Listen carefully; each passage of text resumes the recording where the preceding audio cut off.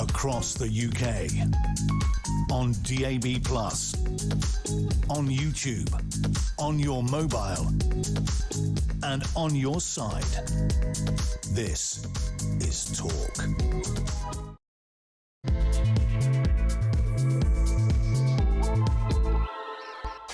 There you are. Good afternoon and welcome to Drive Time right here on Talk. Stand by for 3 thrilling hours of news, views and topical debate. I am your host, Kevin O'Sullivan, and I'll be with you all the way to 7 o'clock. Get involved, get on the phone and call me on 0344 499 1000, or you can WhatsApp voice note me on the same number.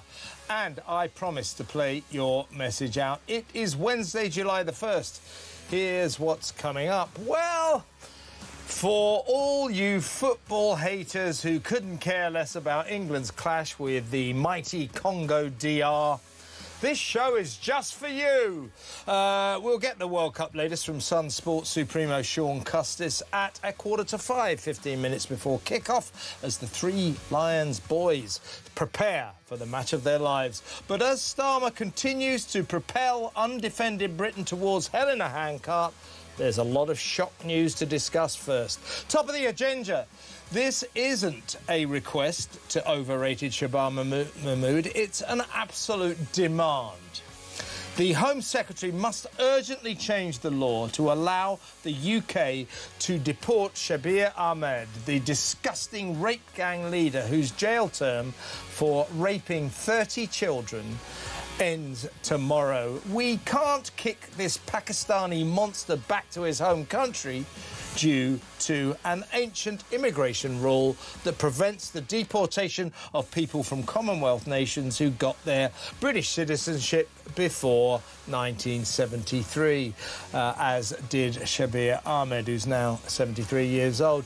This is a nonsense that could be abolished in a couple of days, 48 hours, if Parliament got its act together. Andy Burnham, encouragingly, to be honest with you, tweeting only an hour or so ago that he wants this monster out of the country. A good sign from Andy there. Let's be fair. So, yes, 48 hours it would take to repeal this law. And Shabana Mahmood, the Home Secretary, had better see that that gets done, or there's going to be hell to pay. Meanwhile, why is this animal being released after only 14 years of a 22-year sentence? His human right to remission, no doubt.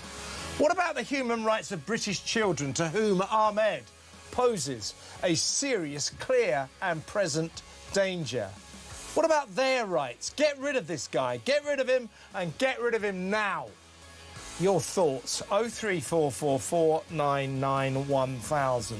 In other news, after Shropshire's outrageous migrant street made the front pages, the Home Secretary announces that asylum seekers will no longer be placed in brand new houses. A severe case of locking the gate after the horses bolted for the good people of Shropshire, who will soon be neighbours to the 83 migrants who are being accommodated in 21 £250,000 homes on a gleaming new build estate, while long-suffering Brits languish on waiting lists.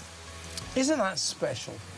03444 499 1000. Why are these people being prioritised over British people? So many Brits, hard-working British citizens around the country, on waiting lists for years and years to get decent housing, social housing, even private rental housing. These people, they break into our country illegally. We allow them to stay and put them into these swish £250,000 brand new houses, right to the top of the list. Is that fair? Or does that cut to the heart of everything that is wrong with modern Britain? 0344 499 1000. Also, on today's action-packed World Cup special, the £5 million defence spending black hole. Starmer left furious Andy Burnham. The fabled Burnham bounce fails to happen. Polls revealing that, astonishingly, people were not excited by Andy's growing postcodes and number 10 North. But here's the good news. After the massed ranks of Labour's sexist losers hailed Burnham as their party's first female leader, he has helpfully pointed out, "I'm not a woman." Thanks, Andy. Nevertheless, he plans to put a woman into every single government meeting. Why? What's that about? Stupid quotas over the best people for the job. Doesn't bode well, does it? Meanwhile, a Jamaican delegation is on its way to London to lodge a formal slavery reparations claim to the King, to King Charles, who probably likes that kind of thing. Just tell him to hop it. You're not getting any money for 300-year-old plantations. Slavery 300 years ago. Don't be so ridiculous. We know what you're doing. You're trying it on. You're not getting a penny out of us. Am I right? 03444 499 1000. And I'm afraid we need to talk about Nigel. Nigel Farage still reeling from the backlash against his £5 million freebie bung from a crypto billionaire. It emerges that he was paid £270,000 for 12 hours of work promoting gold bullion. It's all over the front pages. It's just not a good look. Doesn't look good. And we're hearing that Nigel is getting a bit disillusioned with all this bad publicity he's now receiving. He's used to good publicity. He's a good man. He's done remarkable work, but he doesn't understand this about British people. We are a nation of people who tend to suffer from fiscal jealousy. We don't like seeing other people get dirt rich. We just don't like it. He should understand that. This is bad. This is bad for him and bad for reform. All that and so much more. So don't go anywhere. Stick with me right here, right now on Talk, the home of free speech and common sense. Let's spend Wednesday afternoon together. World Cup Wednesday. Let's spend it together, shall we? I know you're all going to go at 5 o'clock, but let's have a good hour, shall we? And maybe there are lots of you out there. I'm serious now. Not everybody likes football. You should talk to my wife. She just still doesn't understand why anybody cares. I know there's quite a lot of people out there like my lovely wife, Henrietta. So if you are one of those people who can't stand football and couldn't really care less whether England win or lose, stick with me for the next 3 hours. If you're not one of those people, let's have a great 45 minutes or so, shall we? Let's go over to my first guest. Glad he can join me, Robert Bates. He is the Research Director from the Centre for Migration Control. Welcome, Robert. Afternoon, Kevin. Thanks for having me. Good to have you on the show, of course, on this very special day. You're on the part of the show that people will actually be tuned into, so congratulations on that. Right, let's talk about Andy Burnham. I mean, I think this is a major story, this. He makes this opening address, you know, the sunlight speech, sunshine speech. It's going to be great under me. We're going to have more mayors. Bigger postcodes or something like that. Growth in every postcode. Oh, what's that mean? Growth in every postcode, hope in every heart. The worst political slogan in history. And also, of course, the big one, number 10 Downing Street North. Downing Street North is going to move the Prime Minister's address to Wigan. Good idea. What is it? Donald Trump, they say. What about Donald Trump? He governs America a lot of times from Mar-a-Lago in Florida, not the White House in Washington. Well, so our next Prime Minister plans to govern the country from Wigan-a-Lago. Anyway, this big speech that was supposed to raise the spirits of the nation, it was very empty, very asinine, if you ask me. And, of course, it was expected to trigger the Burnham bounce. Big rise in the polls for Labour. Not at all. That hasn't really happened. They've gone up a couple of points. They're still seriously trailing reform. The Burnham bounce has failed to occur. What do you think the reason for that is, Robert? I think it's because he's an incredibly unremarkable politician. I was absolutely baffled by these last 6 months of talking him up as if he was some kind of saviour. This is an individual who has already been at the very heart of government during Tony Blair and Gordon Brown, and was pretty mediocre in that role. He's then gone on to sort of be the mayor of Manchester and not really actually done much beyond put out a very good PR programme. And I think already we're starting to see that this is a man that has no ideas beyond his own personal advancement and career progression. I think actually the speech was indicative of that. These gimmicks and sort of soft, nice-sounding ideas that wouldn't really be out of place in sort of sixth form politics lessons. Number 10 North is absolutely farcical idea. And I think actually when people look around the state of the country, the state of the economy, small boats crisis, defence crisis on the horizon as well, and we have a prime minister that's sort of making a future prime minister making TikTok videos talking about a number 10 North, you kind of think, what the heck have we got coming? And I think actually the calls for a general election are now really going to start beginning to a higher degree, because he just simply hasn't actually set out any agenda that people can recognise he will be delivering or attempting to deliver whilst in government. So very unremarkable. Can't say I'm surprised. It's just when are we going to get that election now? Well, I suspect not ever, but certainly for the sake of British democracy, this guy needs a mandate. He's not even getting a mandate from his own MPs. Labour MPs aren't even going to vote on him because there's no challengers. As for the public, they didn't get a look in. The future of this country has been decided by 25,000 people in Makerfield. All due respect to them, but that's not good enough. It's just not good enough. And I think the British people, as you say, Robert, they looked at that speech on Monday, which was an avalanche of asinine emptiness. You know, more mayors, great, more devolution. That, by the way, is a Labour Party code for communism. Let's get local communities to work together, sing Kumbaya. It is a kind of socialist utopia in their minds, but is actually a dystopia. Also, to make growing postcodes, growth in postcode, every postcode, oh, great, yeah, marvellous. And then, you know, he said his argument for number 10 North is this: well, why should people have to keep coming down from London to do business? They make all these journeys. I'm going to be based in Wigan. Well, what will that mean? Everybody in the south will have to go up north. You know, and the question for this guy is, at what point does his obsession with the north and Manchester become a prejudice, a discrimination against the west, the east, the south and London? I think he is prejudiced about London. And why can't we be proud of the most famous capital city on the face of the earth? Why does he want to abrogate the brilliance of London?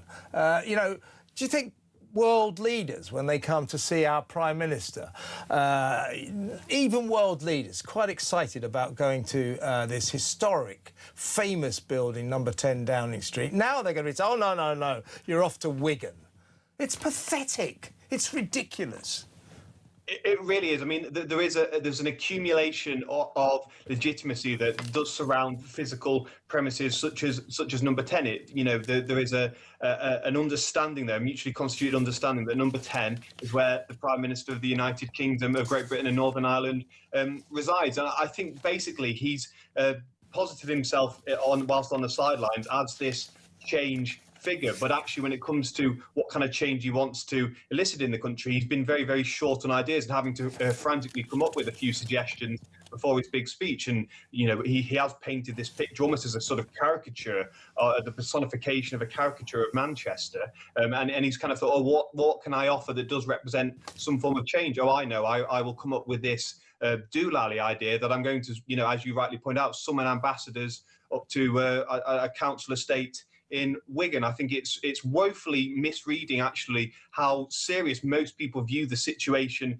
facing this country. We really don't have time for gimmicks. Not that there is ever really a place for gimmicks like this in British politics, but especially now when we are facing so many acute crises across the board. We've got the Prime Minister effectively saying he's going to take himself away from, you know, whether it be generals and people in the military wanting to discuss defence investment plans, or whether it be sort of immigration officials wanting to discuss management of the borders. And he's saying, no, you can come up to me and I'll take you to a greasy spoon and we'll have a bit of a chin wag. It doesn't work at a national level. It might work when you're a sort of local mayor, but it just simply doesn't work for a prime minister. And it's an incredibly demeaning thing, actually, that he's thinking this is in any way behaviour and conduct that's befitting someone that is trying to become the prime minister of what is still a major player on the international stage. And he doesn't have any ideas. At least he has not displayed the fact that he has any ideas. I mean, that speech on Monday, totally empty. Just a couple of gimmicks. That's it. The only real thing in it was number 10 North. And by the way, how many days a week does our Prime Minister intend to spend in his marvellous new Northern HQ? One. Meanwhile, he has at least cleared one thing up. You know, the Labour Party is kind of a bit misogynist, sexist, can't bring itself to actually ever vote a woman to be the leader. The Tories are now on their third, is it? So they were a bit dinosauric with that. So that what they did desperately, they said, well, you know, because Andy is so sensitive, such a new man, he is, in effect, our first female leader. Well, Andy's put us right on that and very helpfully announced, I am not a woman. So that's great news, isn't it? But he has also announced, and this is big, I'm going to have a woman in every meeting. Every government meeting's going to have a woman in it. Why? Why? Well, what's that about?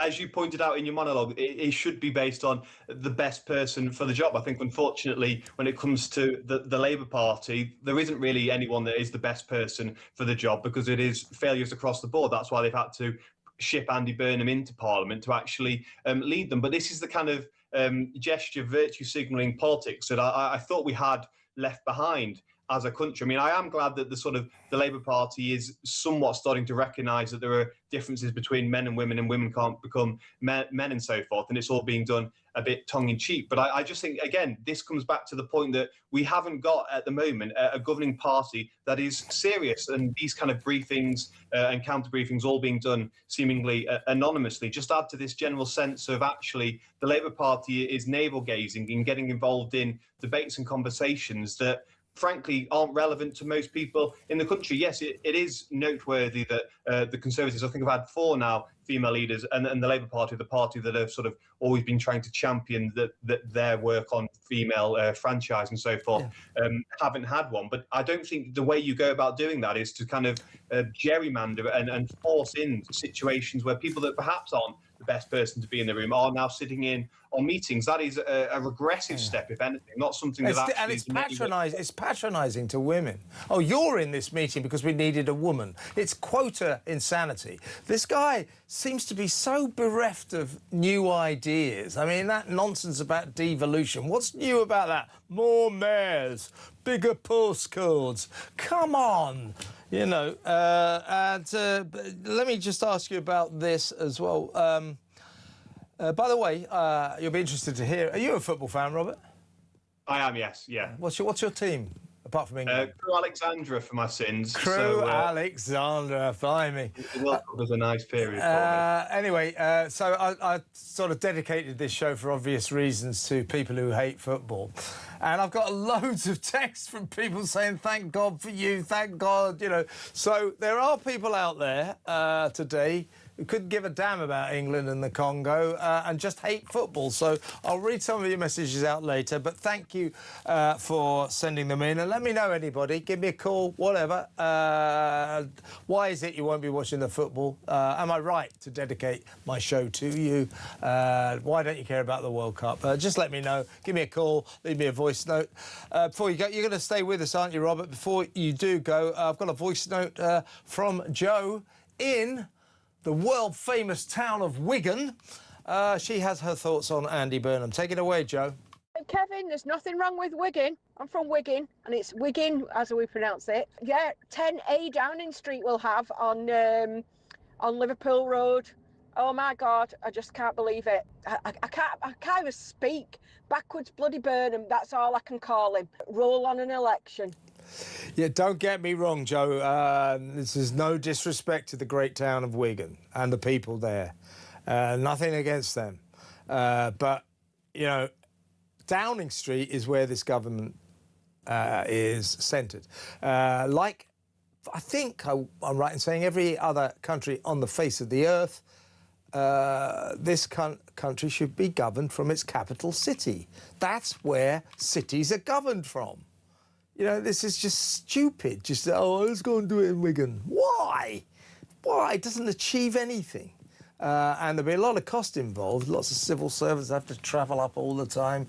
And he's only going to be there one day a week. It's performative, it's theatrical. It doesn't mean a damn thing. Robert, you're staying with us. We're going to go to break now. And when we come back, we'll talk more with Robert Bates. So stick around, folks.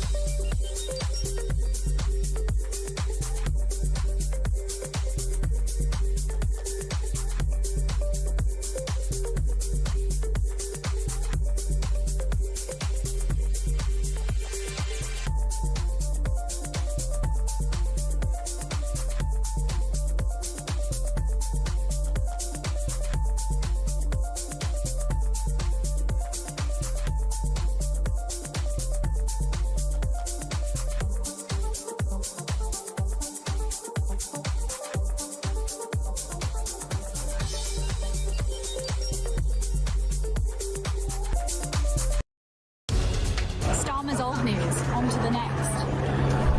There we go. That was Andy Burnham just going through there on his way to the palaces of Westminster to be sworn in as an MP and, of course, on his route to number 10. I swear by Almighty God that I will be faithful and bear true allegiance to His Majesty King Charles, his heirs and successors, according to law. So help me God.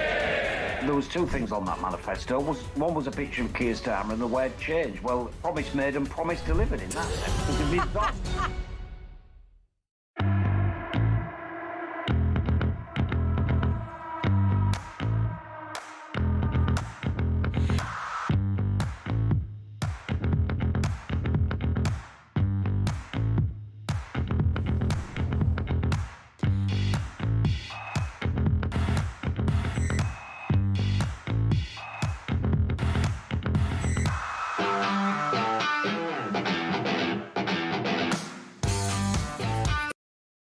Across the UK, on DAB+, on YouTube, on your mobile, and on your side.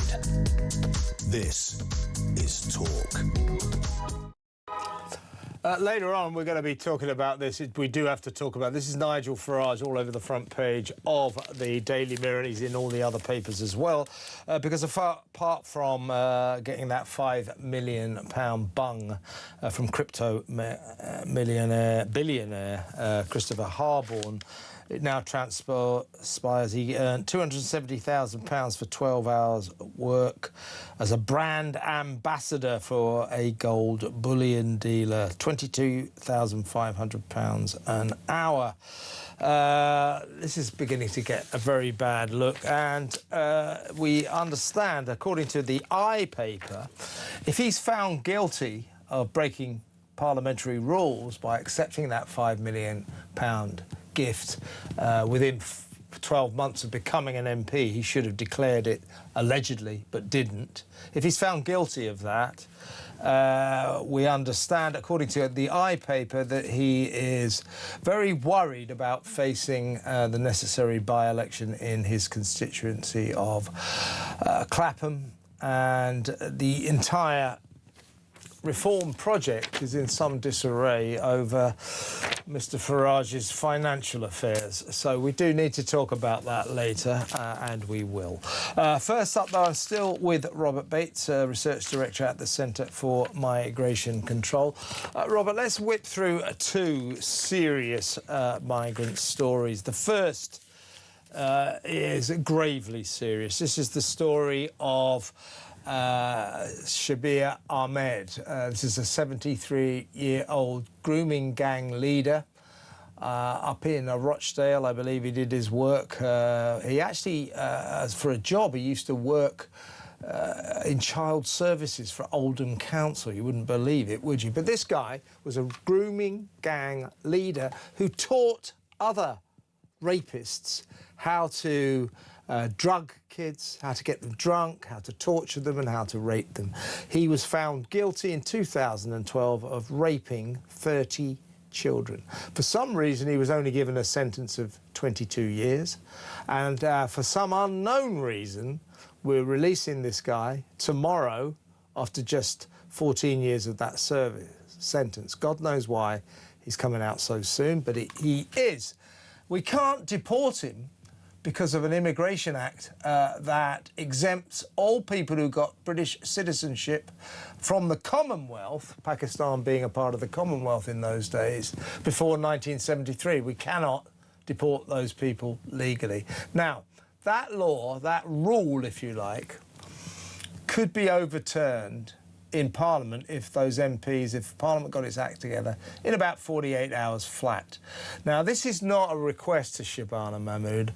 This is a nation demanding this. Andy Burnham, to his credit, has just tweeted, "This monster should not be in this country."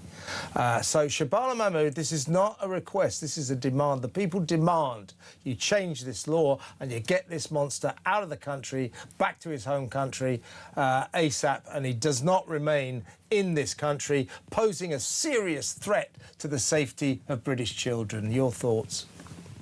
Well, look, of course he should not be in the country, and I think actually anything that does stop us from removing him can be amended by Parliament. Parliament is sovereign and it has the ability to do whatever it needs to do in the national interest when it comes to our laws. I think when it comes to actually this 1971 piece of legislation, our whole immigration system really still is defined by the sort of unwinding and redefining of what it is to be a British subject, a British citizen, as a result of the unwinding of the empire and its transition into the Commonwealth. And we do end up with these ridiculously abnormal circumstances, you know, whether it be Commonwealth citizens being able to vote in certain elections, or whether it is, in this particular case, a really, really ridiculous monster being kept in the country because we can't remove him for this very reason. I think actually there is a whole raft of legislation that needs to be gone through by a government that wants to install some semblance of common sense into the way we conduct these immigration matters, to go through and overhaul a lot of that legislation. But just on the point of those individuals involved in grooming gangs, I do think there is a very, very strong case to be made actually for the removal of citizenship of anyone found involved in a Pakistani rape gang, because I just think actually the sheer evilness of it is almost incomprehensible. When you read some of the reports that were put out by the rape gang inquiry a couple of weeks ago, you just realise that we are dealing with barbarism and savagery on an unimaginable scale. And I do think actually it is incumbent on politicians to do what is in the national interest, and that does involve removing citizenship from individuals that are involved in these types of crimes. Yeah, which is what because he's a British citizen, he can't be deported, but he got his citizenship before 1973. He's 73 years old now, so he's quite an old guy. And that clause, if you like, that element of that Immigration Act needs to be repealed. It needs to be cancelled, abolished, and it needs to be abolished fast. They're trying to, the authorities are trying to say, oh, well, he's going to be in very secure accommodation. He'll be watched, surveilled by the police 24/7. He'll have an electronic tag. Not good enough. We want him out of the country. And, of course, the other issue here is, why was he released after just 14 years? It'll be because of his human rights to remission on his sentence. What about the human rights of the British children to whom he poses such a serious threat? I think, unfortunately, the British state almost seems to feel uncomfortable when it comes to meting out actual punishment and judgment on people that have done the most despicable things. We're almost doing it apologetically when we sentence individuals these days and looking for any possibility to reduce the severity of that punishment. And that is the complete opposite direction, because actually what you are then for doing is it's almost state-sanctioned kind of not condonement, but state-sanctioned apathy towards the concerns and the experience of the victims. And in this case, there's a large number of victims here, many of whom will be hearing the news of this individual about to be released, and they'll be full of emotion. They'll be incredibly upset. They might even be somewhat concerned as well about this individual being released. And I think it's actually about time now that, and not to sound very sort of old crusty Tory, we get back to punishment meaning punishment, and sentences being meted out by judges actually meaning something, rather than just constant dilution of what is actually what an individual's been convicted for the period of time, the constant dilution that we do see of the period that they spend behind bars. And then when they are let out, of course, they get to almost enjoy taxpayer-funded rehabilitation as well at our cost. I mean, why should the British taxpayer with this particular individual be having to pay for surveillance and so forth when we could just send him to Pakistan? Yeah, well, that's what we should do. People say, what about the children of Pakistan? Well, that's their problem. You know, this guy, you know, he's from Pakistan. We need to send him back there, and then they can deal with him. It shouldn't be our problem. This guy is just literally a subhuman monster. He's got to go. During his trial, he accused the judge of being a racist, and at one point stood up and, bizarrely, for inexplicable reasons, started pulling his own chest hair out and throwing it at the judge. Get rid of him, you know, get rid of him, seriously. While you're still here, Robert, another mad story from our migrant crisis. More than 80 asylum seekers, this was a story that was on the front page of The Sun yesterday, headline Migrant Street, are to be moved into 21 brand new £250,000 houses on a new build estate in Shropshire. Local residents are furious, particularly since some of them have been waiting for their own housing. This is a clear case of asylum seekers, foreigners who broke into this country illegally, being given priority treatment over British citizens. You know, this has got to stop. Furious outcry. So the update on this is that Shabana Mahmood, her again, has seen this headline in The Sun, thinks that doesn't look good, and she's now announced that from now on, no asylum seekers will be accommodated in brand new houses. But that is a serious case of locking the door after the horse has bolted for the people of Shropshire, isn't it? Well, quite, because, of course, those individuals will still be moving into those houses. The concerns that you do hear from the residents nearby, it's having a real impact already, and only a couple of families have moved in, a real impact on how they're feeling and their public safety. But I think the broad point here is, in terms of the Home Office has decided it's going to shut the hotels and start using houses and HMOs and so forth, but it just doesn't have the access to a large enough supply to deal with the demand that the asylum system is placing on it. And the result will be, and Shabana Mahmood can make whatever promise or pledge she likes, the result will be, unless the government is prepared to go down the route of massively increasing our immigration detention capacity, the result will be that there are more instances such as these, because the Home Office, the reason it pivoted towards using hotels in the first place was because it couldn't get its hands on enough accommodation to house asylum seekers. So I can't see anything that actually would change the landscape and prevent future things such as this going on. And of course, actually, I think if you ask most people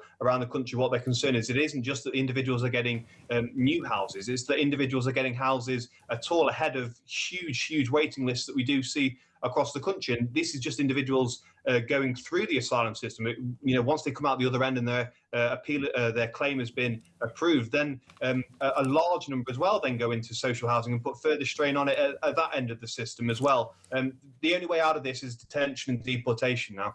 Yeah, absolutely, totally. Robert, really good to have you on and enjoy the football. I won't be enjoying the football, but you will be. Let's talk to you again soon. Thanks very much, mate. Robert Bates there, from the Centre for Migration Control, where he is the research director. Got a text here from Rob. Why do you need to talk about Nigel Farage's £5 million? I don't care about fires. I do care that reform wins the election. I'll tell you why, Rob, because I'm a journalist. And it's a story. It's all over the front pages of the paper. We cannot... He said, you should keep stum about it. We don't do that. Keep stum about it. Jesus. I give up, I really do. Let's go to a break, and we're going to return to that story of the Pakistani monster who needs to be kicked out of the country. We're going to talk about that again next with a lawyer and writer, Luke Gittos. That next, stick around, stay where you are.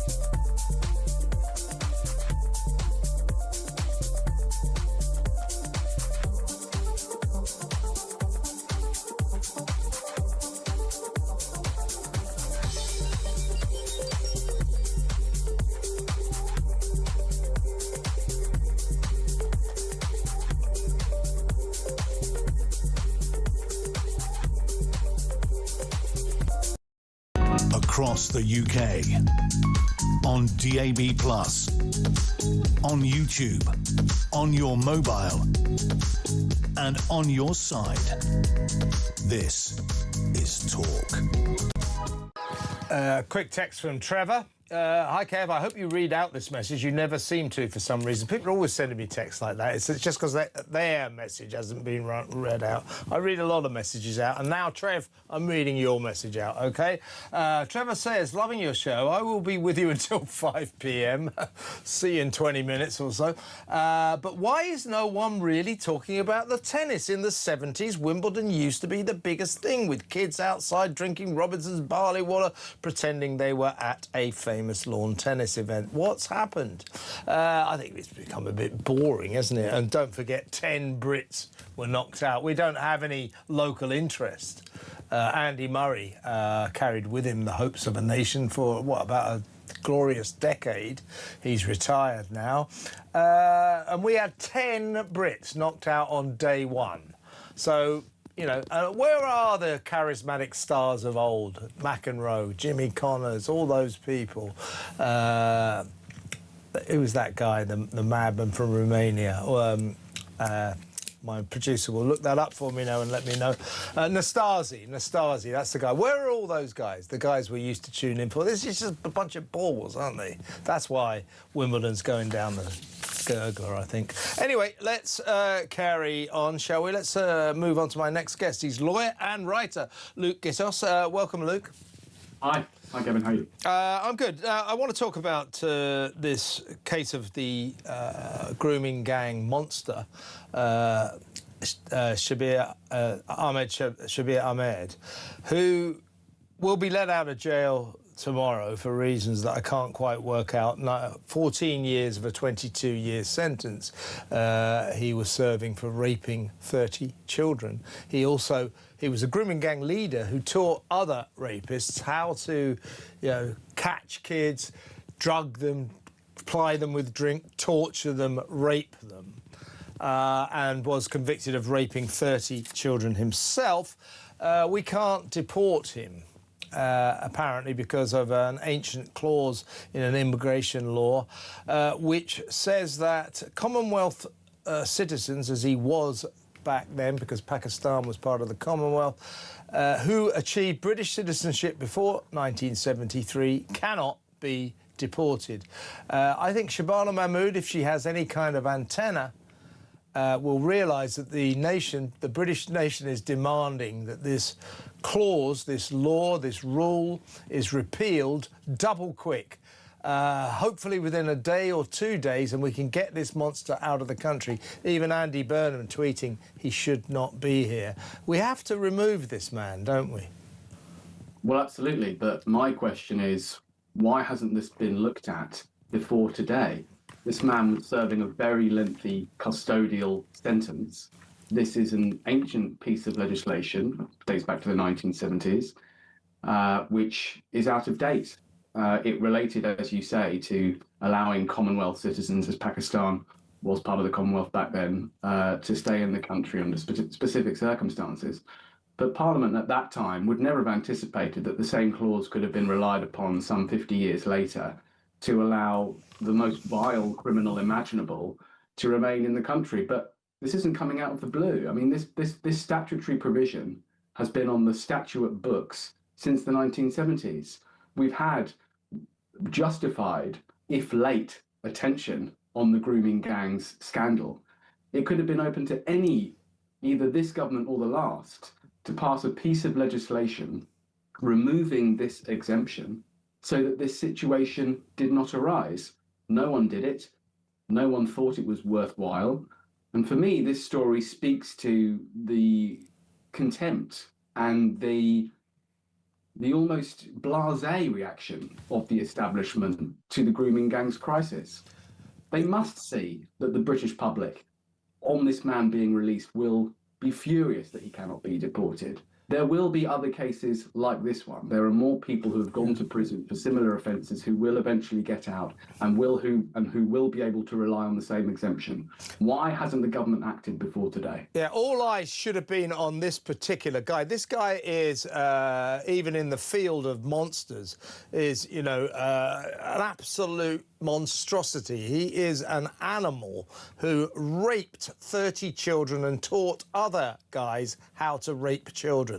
That's what we're talking about. So people should have noted that the government should have known about this guy. They clearly just didn't really bother, because otherwise, perhaps, the fact that he's getting such a huge remission on his sentence might have been looked at. He got 22 years for raping 30 children. A lot of people might say that even that's not long ago, not long enough. But why is he being released so early? After 14 years. What's happened here, Luke, as you imply, is nobody has really thought about this guy, and all of a sudden it's become an extremely urgent issue. But they haven't really thought about it. He's getting out early like everybody does. Wait a minute, he raped 30 children. Oh, my God, we can't deport him. That's the situation. As you say, a kind of blasé, shoulder-shrugging attitude to the whole saga.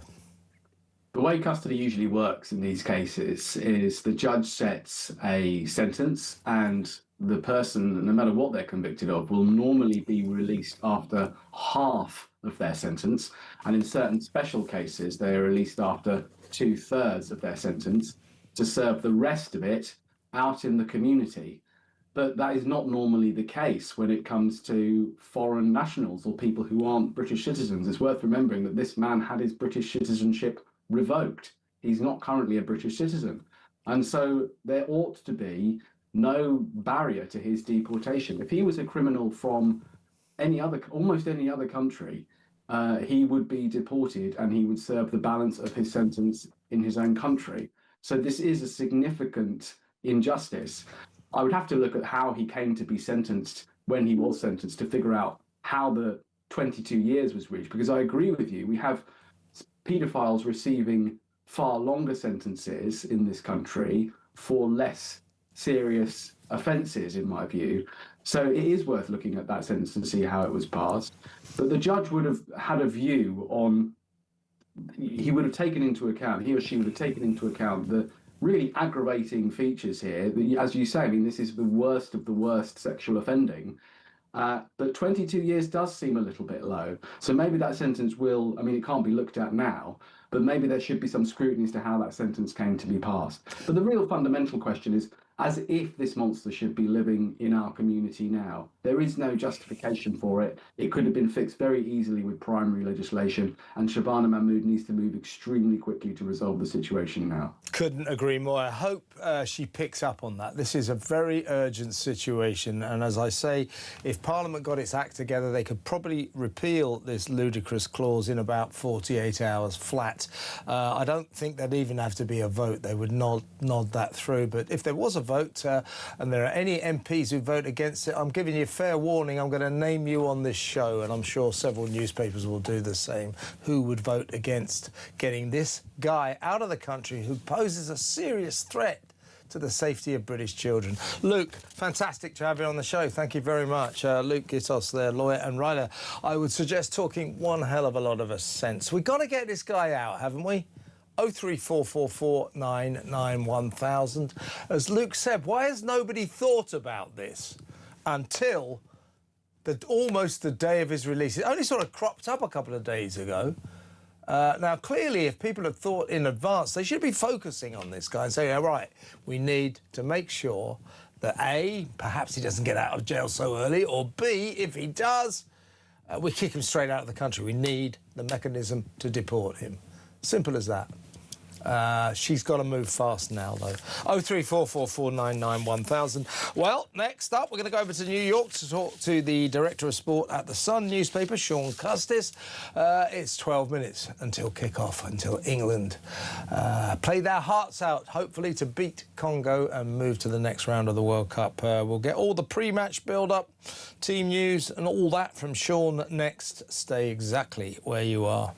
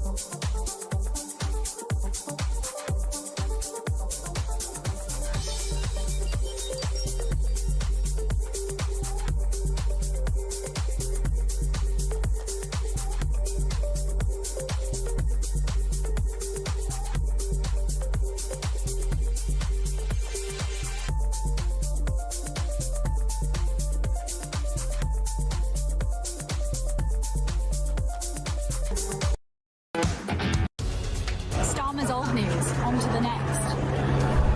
There we go. That was Andy Burnham. Just drove through there on his way to the palaces of Westminster to be sworn in as an MP and, of course, on his route to number 10. I swear by Almighty God that I will be faithful and bear true allegiance to His Majesty King Charles, his heirs and successors according to law.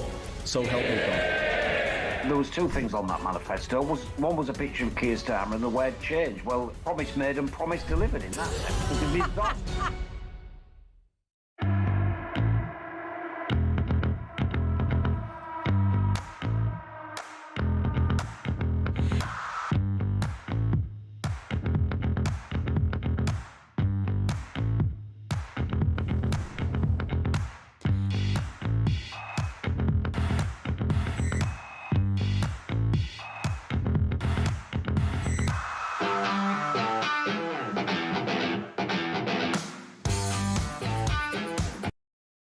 Across the UK, on DAB+, on YouTube, on your mobile, and on your side.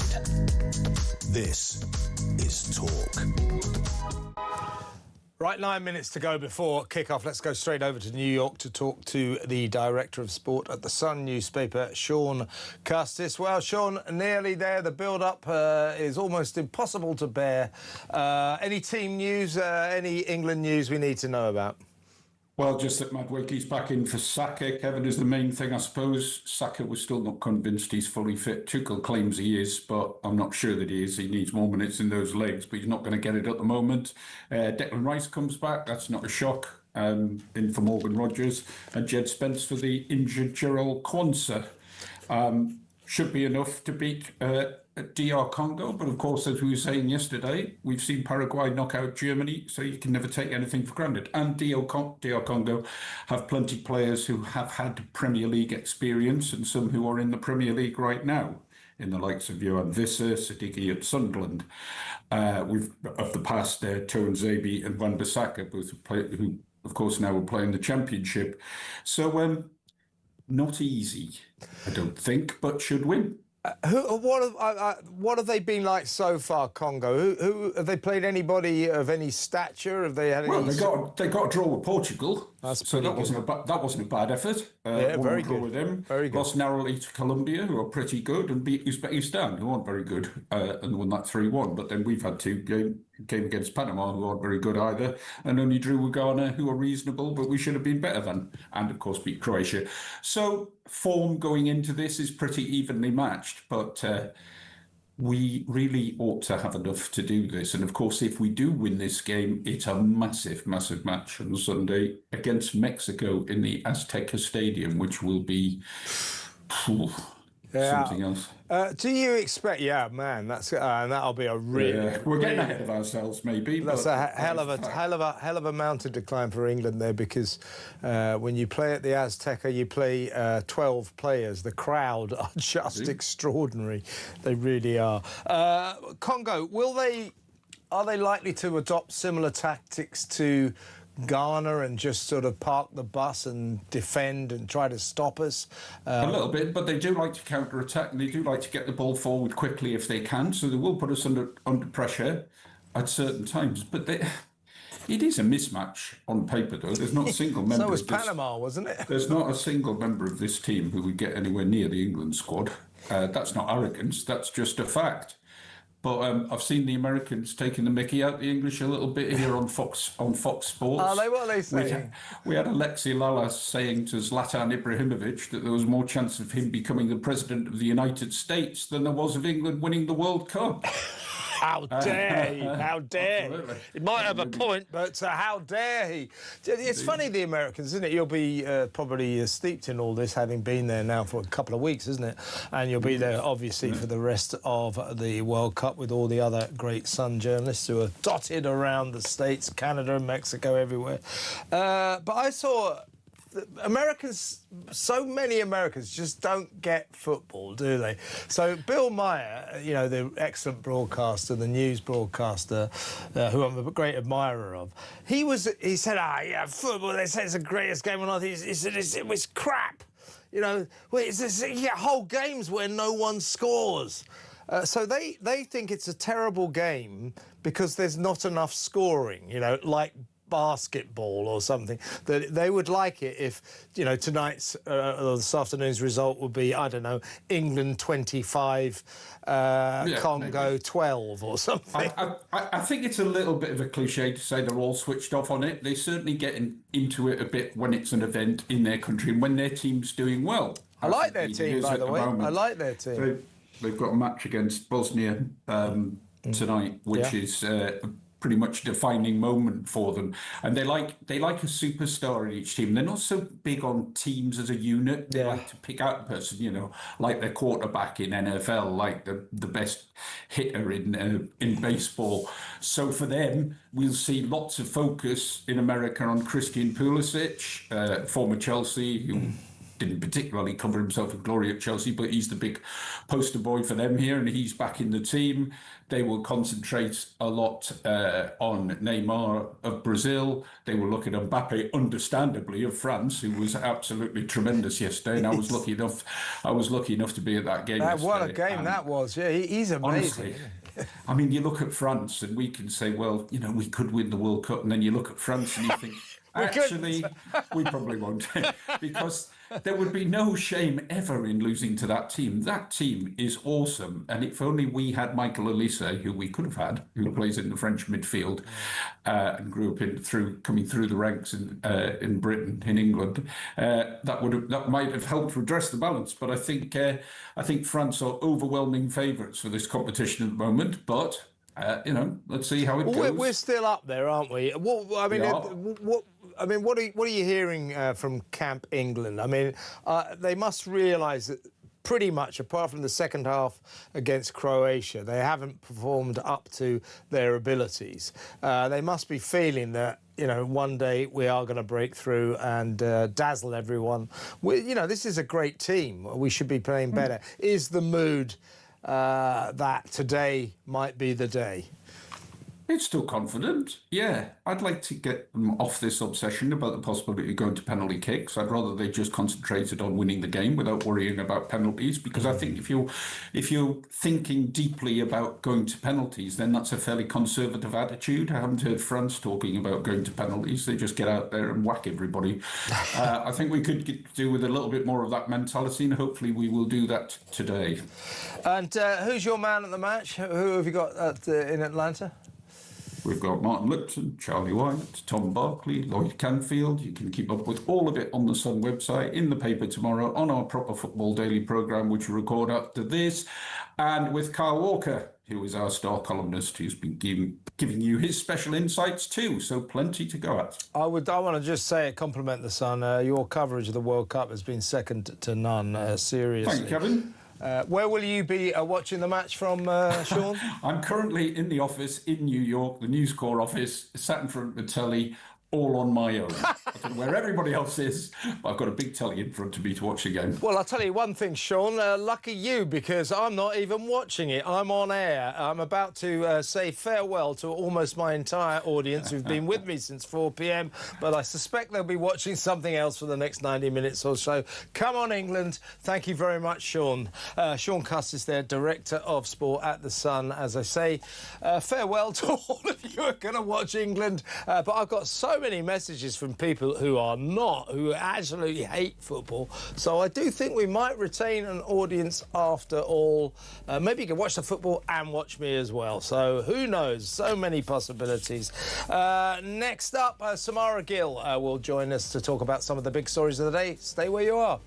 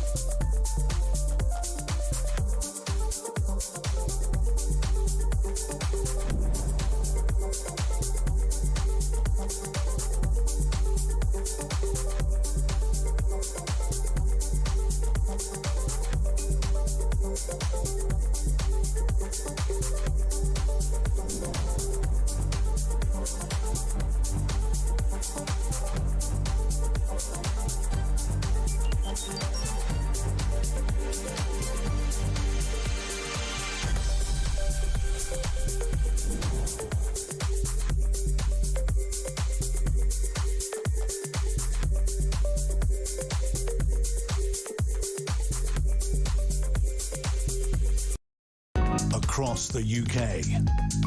On DAB+, on YouTube, on your mobile, and on your side.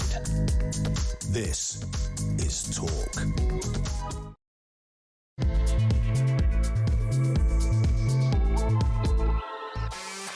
Hello?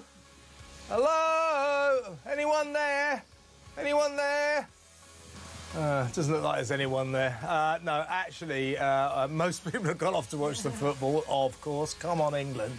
But I've got lots of messages from people who can't stand football and couldn't care less about England. So, as I said at the outset, this show is for you. I'll read some of them out in a minute. Also get lots of messages from people about Nigel Farage. We do have to talk about his finances. It's all over the front page. We can't just ignore it. This is typical of Samara Gill. Ace reporter, presenter, is in the studio. Hi, Not Samara. English. You've had to outsource. Not English, Australian, and not a massive football fan anyway. The other night I was in touch with her, and she was. It was England were playing. She was watching Breaking Bad. Yeah. Old repeats of Breaking Bad. So we're not talking Soccer Central here. Well, we're all among our people, apart from you, Kev, who I don't know where your eye line is going to be. Is it going to be looking up at those screens? Well, no, I've actually... We got... By the way, folks, so I've got, well, 1, 2, 3, 4, 5, about 6 TV screens on which I could have the football.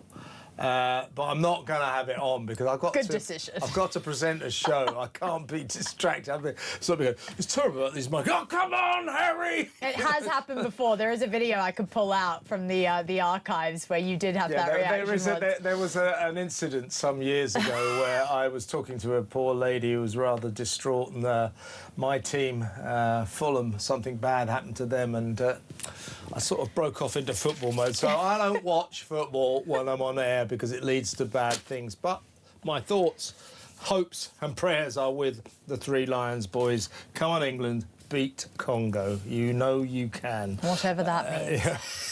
She said whatever that means. Yeah. I'm joking. It's like my wife, Henrietta. She doesn't even know what the shape of a football is. Look, well, let's kick off, Samara, with, I think... big story this today. The Burnham bounce that we've been promised. The Andy Burnham with his happy, snappy kumbaya, isn't everything great? Gonna move to number 10 north, bigger postcodes, devolution, lots of mayors and all that crap. Well, it turns out that the nation doesn't seem to be too excited by what I called his avalanche of asinine emptiness. The bounce hasn't happened. Polls revealing that Labour have gone up by 1 or 2 points, but not much. That's not good news for Mr. Burnham. It's not, but I think Labour was plummeting at such a pace that, to be honest, coming up 1 or 2 points is some sort of triumph for them. I think that this YouGov survey was really interesting because it actually shows that Burnham's got a net rating of -4, which is actually the highest of any politician polled. That's great, isn't it? Love Britain. He's the least worst politician. Basically, he's the least bad of the bunch. You had net favourability towards Keir Starmer -45. So he is Only that? Yeah, so you're going... If you're putting them together, clearly Burnham is better as a leader of the party. You've got Kemi Badenoch's latest favourability score. She actually did the highest that she's ever... she ranked the highest she's ever ranked, which was -15. And 25% of Britons only have a favourable opinion of Nigel Farage. That also came out in the poll. And that's the lowest figure for Reform UK since he became the leader in 2024. So it was a very revealing poll. And I have to say, quite indicative of the public mood when I do go out and talk to people. It's pretty accurate, actually. Yeah, I mean, people don't like it. Kemi up, Farage down. I'm afraid that this... Where are we? It's just, oh, there we are. I was looking at you. Yeah, sorry. This stuff, this is Nigel Farage's personal finances. It's not looking good. You know, we're not focusing on this story because we don't like Farage, we don't want reform. We're taking a completely neutral attitude to this. This is a story. He took £5 million from Christopher Harborne, the Thailand-based British crypto billionaire. Yep. And have they? Sorry. Are you serious? What happened? Congo have scored. Oh, gosh. Redirect more people over to the game, why don't you, Kev? Oh, no. Actually, that'll get people switching off. Right, we're going to lose. Come on. Yeah, you heard it here first. Give the game. Well, you're kidding. Have they really? Oh, my God. Goodness Great me. start, boys. Has another shaman put another curse on the Here we English go. team? Yeah, there's been another witch doctor at work. Now, yeah, But we do need to talk about this because it is really... The thing is, when I was up in Makerfield, as much as a lot of the Reform bunch said that it didn't affect the result, a lot of people did bring it up. Yeah. A lot of It goes like grafters. this, folks. He received a £5 million gift from Christopher Harborne, the crypto billionaire who's based in Thailand, ostensibly to pay for his own security. But when quizzed about this amount, what are you really going to do with it? It's none of your business. Today's story is that he raked in £270,000 for doing just 12 hours work as a brand ambassador for a gold bullion dealer. That's £22,500 an hour. We should have really got on that train. I mean, if you want to sponsor Talk Gold Bullion, you know, I'd be happy. I'll do it for half the money. Yeah, half the money. I'll work 12 hours for you for £135,000. I Good can't deal. make a fairer offer than that. But No, this is not good. People do not like this, and the iPaper is now reporting. If Nigel Farage is found guilty of breaking parliamentary rules by accepting this £5 million gift within 12 months of him becoming an MP, he claims that he has not broken parliamentary rules. But if he's found guilty of that, he's apparently, according to the iPaper, telling friends that he's very worried about facing a by-election in his Clacton constituency. He won that by about 8,000 votes. He had a very clear victory back in 2024, but there is a possibility that he could lose that seat, for sure, if there's a by-election. Look, let me ask you, folks. We do have to talk about this. I know a lot of you are massive fans of Nigel Farage, and he deserves enormous credit for his remarkable achievements of what he's done with Reform UK. Let's not forget they are still easily leading the polls. They are the most popular party in the country at the moment. But his personal finances are beginning to cast a cloud over the Reform success story.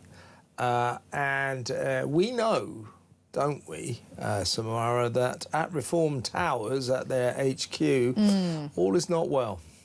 Yeah, and this iPaper exclusive does reveal quite a lot about what may or may not be going on inside. I mean, I think that we can definitely deduce that there's some cold feet happening towards the leadership. I think Farage is feeling probably as unsteady as he's ever felt. And there are reasons for that. You know, Keir Starmer was a very easy opponent to come up against. And you had the Conservatives that were dead in the water. And now things have changed. It has progressed. Andy Burnham, love him or hate him, he's a far more popular, charismatic leader that will be able to actually group together the Greens and the Lib Dems for sort of this Lib-Lab-Green coalition that could absolutely bar Farage from number 10. And so times are changing, and we need to look at these donations. So, and I do think it's important to scrutinise, because I lived in Russia, for example, where there's a lot of this type of stuff that goes on. And that country is a mess because of it. And I think if you don't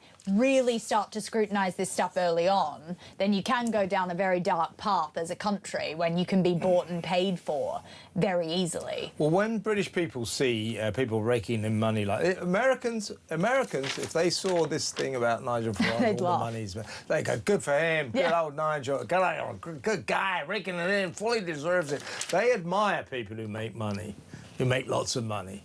In Britain, we don't really like it.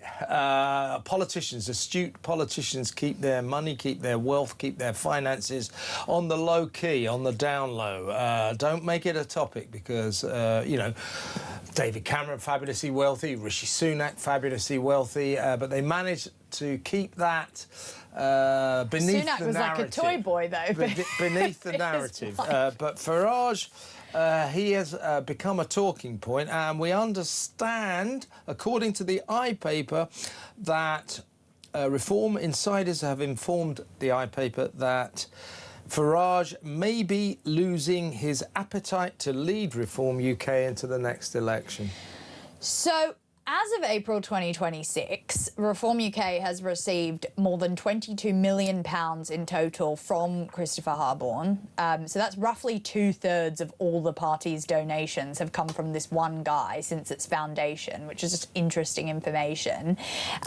And he has faced questions about it. He said the annoying thing is that he keeps changing his story. So first he said it was a gift for Brexit, then he said it was to pay for personal security. Now he's saying he hasn't used a cent of it. So I do think people deserve transparency when it comes to this payment, considering that it was made within the 12 months before he then ran to be an MP. I do agree that Farage has had huge issues with the government when it comes to his personal security. You know, after Charlie Kirk's he death, deserves they cut down the security. To pay for his security. Yeah, and they cut don't. it back, Then they haven't been. And I've seen, you know, I've seen how intense his security is. It's pretty. He's got 3 people on 24 hours a day. That would cost a lot of money. But I think it's interesting. Mr. Harborne joined the electoral register, actually, and moved everything. He moved basically his register to the United Kingdom so that he could vote and so that he also could contribute even more money to Reform UK. So my question simply is, what is Harborne's motive here?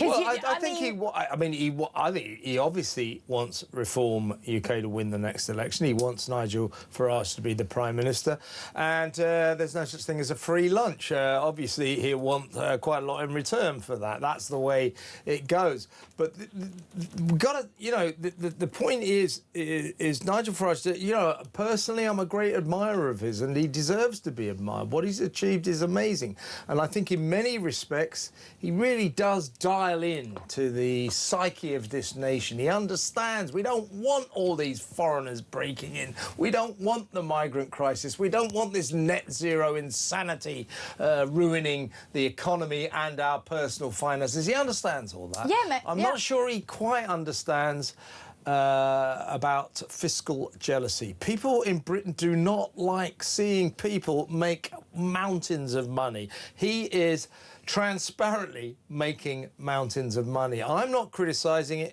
him for it, nor are you, but there are political realities in the optics of this.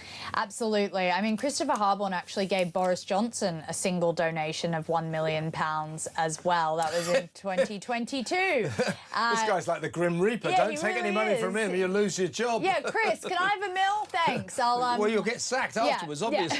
And it's the largest single donation ever made to an individual British politician. So that was, at the time, massive.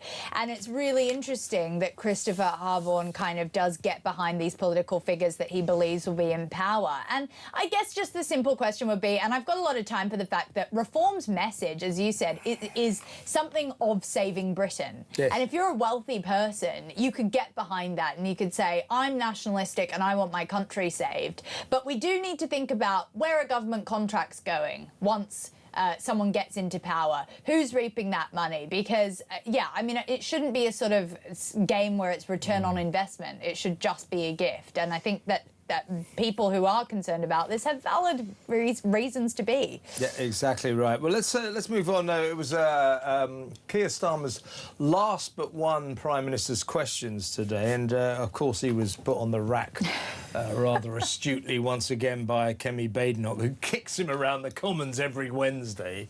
But this time it was his defence plan, which military experts and politicians are saying is woefully inadequate. Just to reiterate, John Healey, the former Defence Secretary, resigned 2 weeks ago because he went to Starmer and Rachel Reeves, the current Chancellor, and said, I need £28 billion if I'm just to maintain the basics of defence for this country. If I have any less than that, this country will be left unsafe. Yeah. She offered, Rachel Reeves offered John Healey £10 billion. He pretty much quit on the spot. Now we've got Dan Jarvis, his successor, going, it's brilliant, I got 15 billion. We require 28 billion, and we saw this idiot Starmer today talking about what a triumph this was. He is leaving this country defenceless. That was the Mail's headline today, I think. Indefensible. Indefensible. It's true, isn't it? He is leaving us undefended. Before I get your thoughts on this, by the way, in this defence investment plan, he's left Andy Burnham to find £5 billion. Burnham only found out about this yesterday. He is fuming. He is furious. But before we get your thoughts on this, Samara, this is Kemi Badenoch ripping Starmer apart at PMQs for the penultimate time. Defence of the realm, Mr. Speaker, is the first duty of government. Britain is facing a moment of danger unlike anything in our lifetimes, unlike anything that we saw even in government. We need a plan to fund our armed forces that meets this moment. They are the government for now, not for 10 years ago. And the fact is, Labour's plan is too weak, it is too little, and it is too late. If his successor doesn't want to be complicit in this failure, he should come out and condemn this plan. The money must be found, Mr. Speaker, and that money should come from cutting welfare, something these Labour MPs will not do. And if the Labour Party cannot defend our country, Mr. Speaker, what is the point of them? Good question. What is the point of them generally? But General Lord Dannatt, the former Chief of Military Staff in this country, the former top soldier, top military man in the country, he's written in the Mail today, this Starmer's defence plan is woefully inadequate and the price we could all pay is unthinkable. He then asked the question, will Burnham do any better? And then he warns us ominously, our enemies are watching. He's talking about potential war against Russia. Keir Starmer has left us completely unprepared for that. I don't predict Burnham will make the situation any better, do you? I actually think Burnham's got a pretty good record. I was looking at past quotes that he said, and he's got a decent record when it comes to defence. He's actually the one who, even in 2010, was pushing for NATO to have more funding and for us to increase our military spending. He also supported the war in Iraq with Tony Blair, and then he later regretted that. But he's actually a little bit more strong on this, and I think that's because he doesn't have that human rights lawyer background that Keir Starmer's been leaning on for every which decision. And it's pretty funny of Kemi to be questioning Starmer on defence when the Conservatives are the ones who actually decimated a lot of what our military was and used to be. I mean, they left Starmer. There's a clip in that in PMQs where Starmer does actually fight back in quite a spicy way, saying, you left our military at its smallest size since the Napoleonic era. I mean, there was 70,000 soldiers that were left. Yeah. And they missed all their recruitment targets. Yeah, they underfunded it. They were constantly cutting and shifting. They completely neglected our military. So it's pretty funny of Kemi now to be all strong on that when bit they like weren't. The same as they are on the migrant crisis. The migrant crisis is the Tories' fault. That said, she does realise all this, and I do think the Tories, frankly, have turned into a one-woman party. She's phenomenal. As for the rest of the Tory ranks, can you name any of them? You know, you can't, can you? Who's the I don't even know who the shadow energy secretary is. Is it Claire Katina? No, she's defence. She's energy. Or foreign. She's energy. Yeah, okay, whatever. You you can't really name them, can Chris you? Philp, no? Anyway. Chris Philp I can name, and Mel Stride. But we're professionals. I should know all of them, and I don't.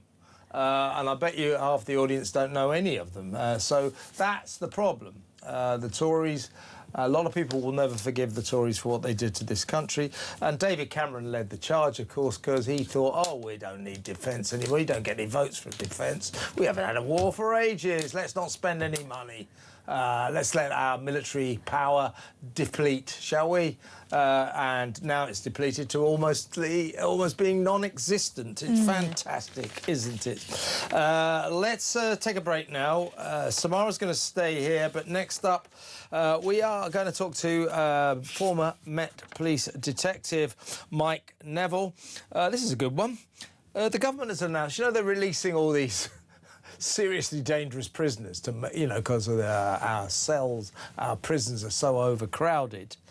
The government's admitted that they have no idea how many rapists and killers will be freed under the next early release scheme.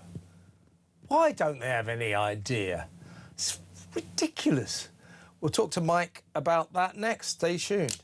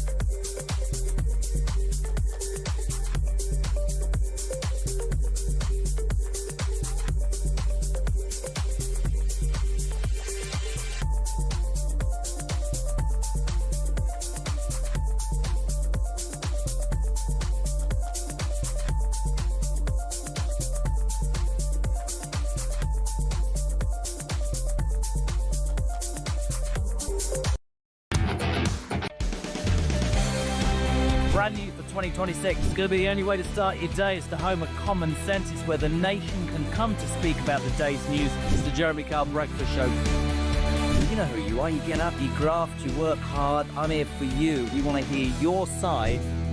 Promise you one thing. It is where the nation can and will come to talk. The Jeremy Kyle Breakfast Show, weekdays from 6 a.m.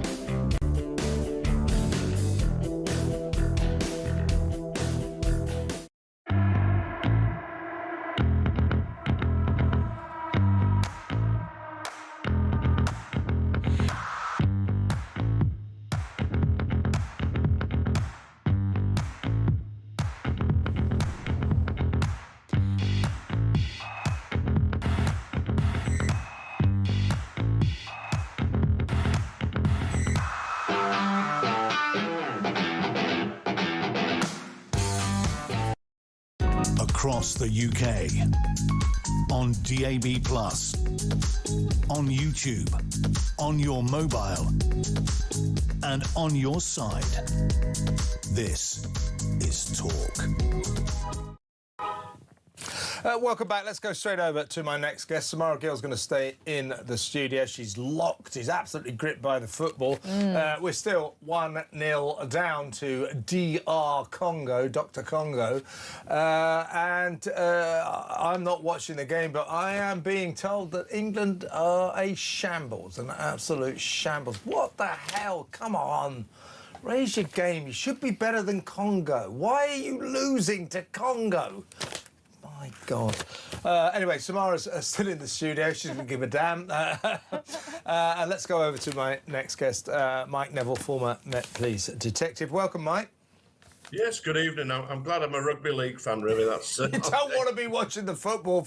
Well, I'm not, but from what I hear, it's like watching a disaster unfold before our very eyes. Right, Mike, we've got these early release of lots of prisoners. We think hundreds more are about to be released. This is a part of this ongoing scheme to relieve the pressure on our chronically overcrowded jails. The next wave of releases, which will happen fairly soon, will involve, because they're obviously having to release more and more serious prisoners, the next wave we know will include convicted rapists and killers who will be freed under Labour's early release scheme. So the obvious question to the government was, well, of these hundreds of prisoners you're going to release, how many of them will be rapists and killers? Because we, the public, would rather like to know. Government's reply, we have no idea. They don't know how many rapists and killers they're going to be releasing. That's an abrogation of governmental duty, isn't it? It's absolutely insane, Kevin, and you think the whole department must be a complete mess because, well, you know, the prison population got to 99% full before anybody noticed. And I must say that the solution to all this, David Lammy claims to be fixing the problem that the Tories left, and the Tories left a mess. But surely the way to fix this is to build more prisons. But the absolute insanity of it is that they don't know who they're releasing. Now, the police are supposed to run, for example, the sex offenders register. So people who are released from prison will be on the sex offenders register.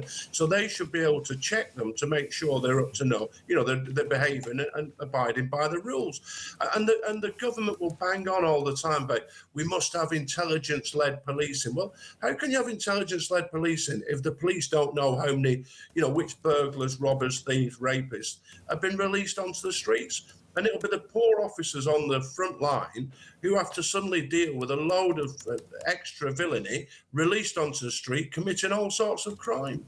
Yeah, I mean, isn't this purely bureaucratic? They must know who they're going to release. It is estimated.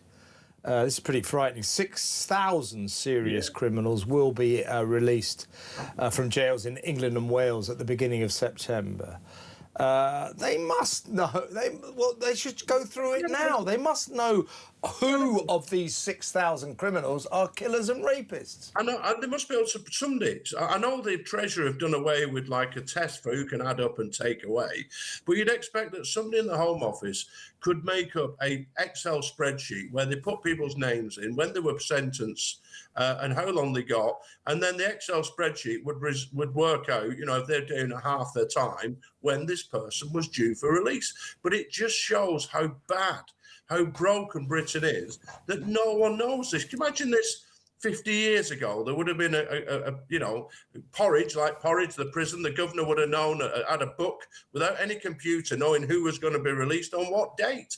But we don't seem to have those basic details right now. And we're going to end up with one of those days on the 2nd of September where all these villains turn up with their mates in big cars. Yeah, their Lamborghinis and their champagne and all that. Yeah, and what's the worst of it? The public are going to be put at risk, particularly women and girls, by this.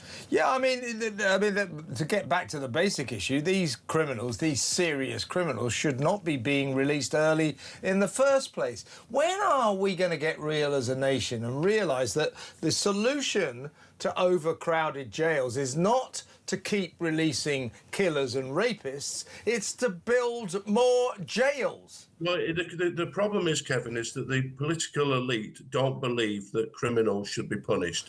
They are victims of society, and they wonder how they can help them. Whereas me and you, and the vast majority, I would suggest to the viewers and listeners, think these are just utter scum, and they should be locked away in prison, and the key should be thrown away. But for 60 years, the people in power have believed that these are victims and should be allowed to, get out of jail and carry on committing crime. We need to get real as a nation, but you will not get real with a Labour, particularly Labour. The Tories are just as bad.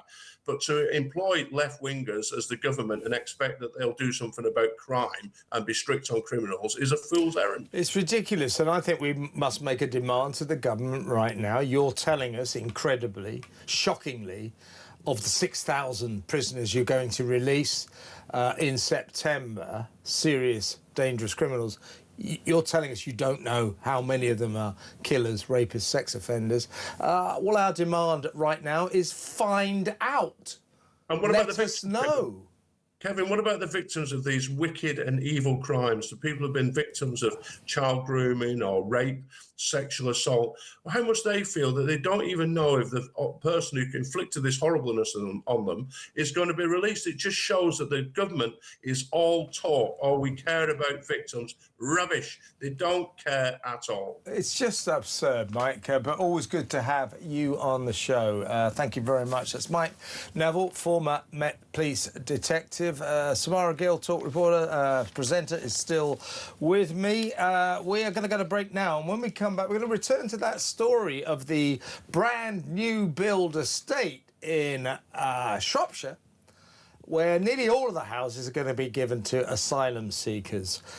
These houses are worth £250,000 each, and they're just going to be given to migrants, many of whom probably broke into this country illegally. The locals are up in arms. They say, we don't know who these people are.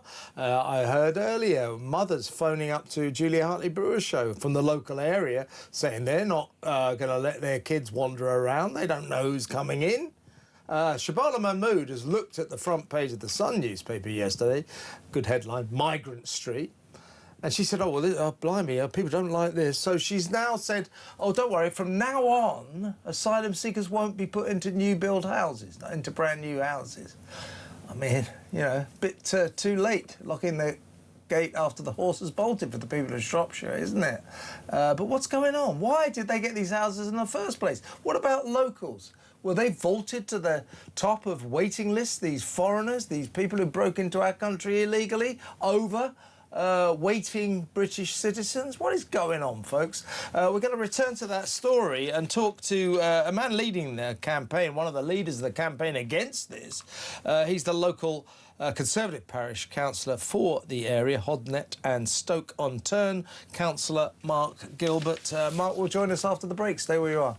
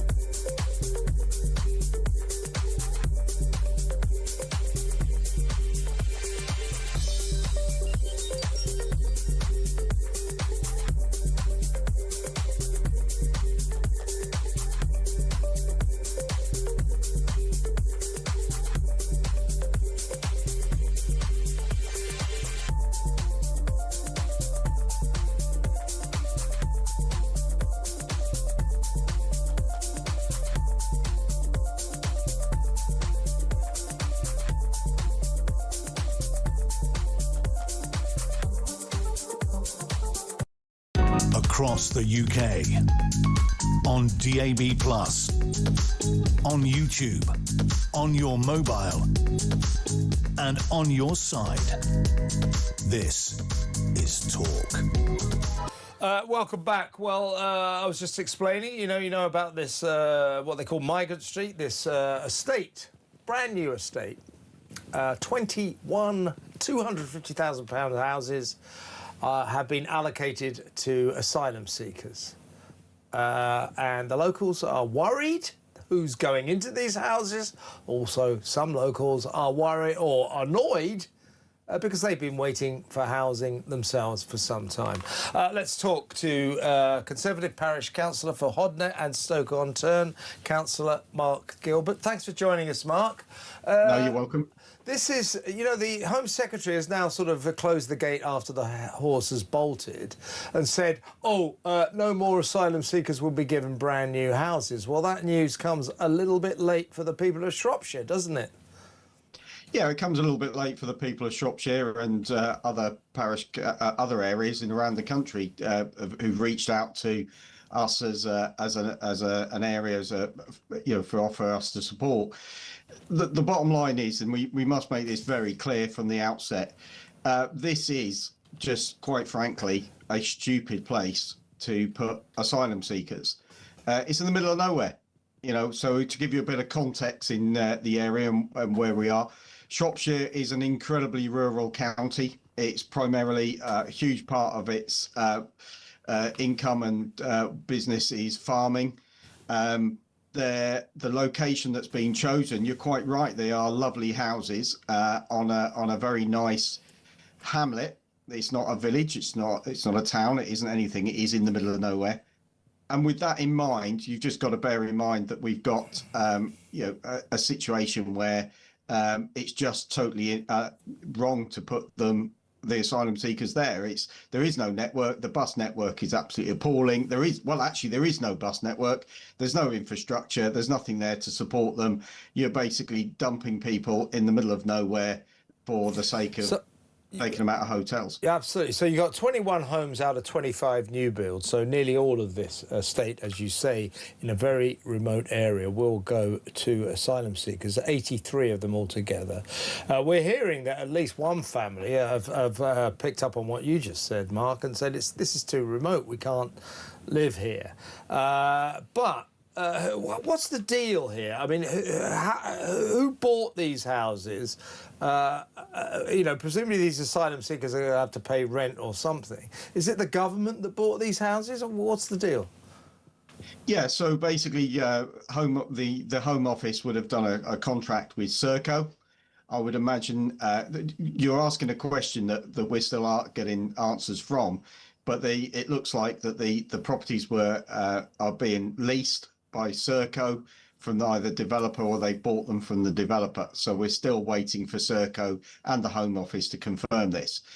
The reality of it is that those properties, when the parish council at Stoke-on-Tern would have looked at this as a planning application some years ago, that those properties were going to be for people either to buy. There would have been some social housing allowed on there and everything else. The big issue that the government are forgetting, and they really dug themselves a big hole here, quite frankly, is that in a rural community, when there isn't that many houses being built that are affordable for the local people to buy, you take those out of the marketplace and you prevent the local people from being able to get on the housing ladder at the very least, or even be able to rent those properties. You're, quite frankly, going to wind everybody up and upset people. And people are rightly so. They're upset. They're worried also about who's going to move in there. Exactly right, Mark. That's the point. I don't want to demean these people, these asylum seekers who are going to move in. Let's hope they're all decent people. But the point is that you locals in Shropshire, you don't know that. You don't know anything about these people, and asylum seekers have a sort of long track record of turning out to be rather different than what we'd hoped for. Yeah, well, in society as a whole, we can't always choose our neighbours, can we? And we understand that, and we get that. But the problem is when you've got people coming into the UK who are, in essence, maybe jumping the ladder, which some people might see that, people are going to get upset. The most important thing to remember, and I think, and it's the message that we're desperate to get out to the government, the Parish Council have worked really, really hard. The MP, Mark Pritchard, has worked incredibly hard. He brought this up at PMQs 2 weeks ago. This is highlighting a bigger problem in the UK, where we're taking people out of hotels and sticking them in housing. But the Home Secretary mentioned obviously not putting asylum seekers or people coming into the UK illegally, because there is a big difference between an asylum seeker and someone coming into the country illegally in very often ways. But the reality of it is that putting them into rural locations without any due thought or consideration, the Parish Council guarantee you now we did not get consulted. Did you not? I mean, this has just been. This is the story we get all the time, Mark. That the Home Office just imposes these HMOs, military camps, hotels on local communities without once consulting them. Suddenly, local communities find they've got 500 migrants living among them. This isn't going to be that many, 83, but at the very least, I'm trying not. I don't think we should be just automatically negative about these asylum seekers, but at the very least, the local community, people like yourself, had a right to know, didn't they? Oh, absolutely. You people should have the right to know what's going on their doorstep, and also not just a right to know, but also an ability to explain to the authorities. Look. Somebody down in London look at a map. Oh, let's just stick a pin in it and let's go for Stoke Heath. The reality of it is that's how it looks.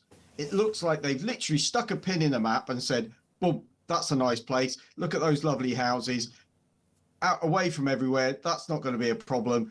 Happy days. Yes, it is going to be a problem because the infrastructure just is not there. It's not the right place. It's a wrong decision. And it quite frankly, a stupid decision. But this is where we're at. Yeah, so listen, this is what a Home Office spokesman said about these houses. New homes should never house asylum seekers. Earlier this year, the Home Secretary introduced robust processes to ensure new build sites like Stoke Heath, that's the area we're talking about, can never be considered again. Why was it considered in the first place? And why was it not considered with the help of local representatives, local people like yourself? This is frankly an outrage. And in the end, what does this mean? This is basically the Home Office saying, well, we won't use new homes again, but maybe we'll use 2-year-old houses or 30-year-old houses. In the end, what's the difference? But we've been having calls from particularly mothers in your area, in the area around Stoke Heath, saying that they're really worried about their kids. They're really worried about leaving their kids alone in what used to be an area where you could do this. It was a nice, rural, safe area. And they don't know anything about these people who are suddenly going to be in the middle of the community. So that's a fear as well, isn't it? Yeah, you've got you hit the nail on the head. Nobody knows, but the biggest issue is when people don't know what's going on, is that bearing in mind we're in the great age of communication. Okay, we have social media, we have news channels, we have all types of channels, including yourselves, giving information out all the time. So why is it that we seem to have authorities who are unable to communicate with the general public, with local people, with the country about what actually in reality is going on? And we have to fight. Kevin, we're having to fight tooth and nail to get information out of people. Our MP, Mark Pritchard's at the House of Commons, his work caseload will be huge, but these are all things that are taking time to deal with because, quite frankly, there is a huge problem with communication. And the communication coming from the Home Office, the Serco and a number of other agencies involved is so poor that people, of course, on social media are going to be worried. So I'm going to just address one issue. Go on. And I'll just finish up quite quick. Please do. A short time. Go for it. The biggest concern I have, is the lack of communication and the fear. With you. Now, we have people on this is Dutton Close in Stoke Heath. Yeah. Okay. It's a small area. Okay, it's a lovely complex. I'm looking at it now. I'm looking at a picture of it. It looks very nice. Yeah, it's lovely. They're the new houses, but over there's some houses that would have been built some time ago. There would have been prison off because the next door is a prison. Oh, is there? Yeah, and we'll add it. That could come in handy. Yeah, come in handy. And directly opposite Who wants to live there anyway? It's a RAF base, but these are things to bear in mind, is that there's so many things about the area that just are lovely and beautiful, and you're quite right to say about £250,000 valued houses. We're very blessed. You know, I live in Shropshire, okay, and this is a beautiful county, and I urge people to come and visit because we are a friendly bunch of people. But the reality of it is it's about the misinformation that gets distributed. Yeah. It's about the lack of information, and that's what worries people. And you can understand any person on Dutton Close or locally along there, or Warrant Road and Market Drayton and the wider field community are concerned. And that's why we, as a parish council, that's why Mark Pritchard, our MP, that's why we've all been working so incredibly hard behind the scenes. You know, parish councillors, we get paid diddly squat. We're volunteers, you know, but we're doing this because we feel passionately, because this affects us personally and it affects everybody else locally. And we are doing everything we can. And I hope over the next few days, certainly we should have some more news that we can give out that will be more positive. Well, OK, Mark, well, let's keep in touch about that. In the meantime, all the best to you and all the best to all the local people who are very worried about this. And your story is what we hear all the time from communities all over the country. Suddenly, they got HMOs, they got hotels, they got army bases in their midst, and no one told them. All of a sudden, hundreds of migrants living in their midst. No one from the Home Office told them. It is clearly policy to keep local communities in the dark, and that has to stop. So we'll keep in touch with you, Mark, and thank you very much for coming on. Councillor Mark Gilbert there, Conservative Parish Councillor for Hodnet and Stoke-on-Turn, where 21 houses of a 25-house estate, brand new, 250 grand, are going to be places for asylum seekers only. No Brits allowed. What the hell is that all about? 03444 99 1000. And Samara Gill is still with me. And when we come back, Samara, we're going to talk about football. No! We are. Not England. Not England, who I believe still languish 1-0 down to Congo. Dr. Congo. But we're going to talk about the wokest football team in the league in the country. They're called Forest Green Rovers. They're owned by Green Goblin hero Dale Vince. They're very woke. They eat vegan food. Anyway, they're axing the women's team to concentrate on the men's team. That's not very progressive, is it? We'll talk about that next. Stay tuned.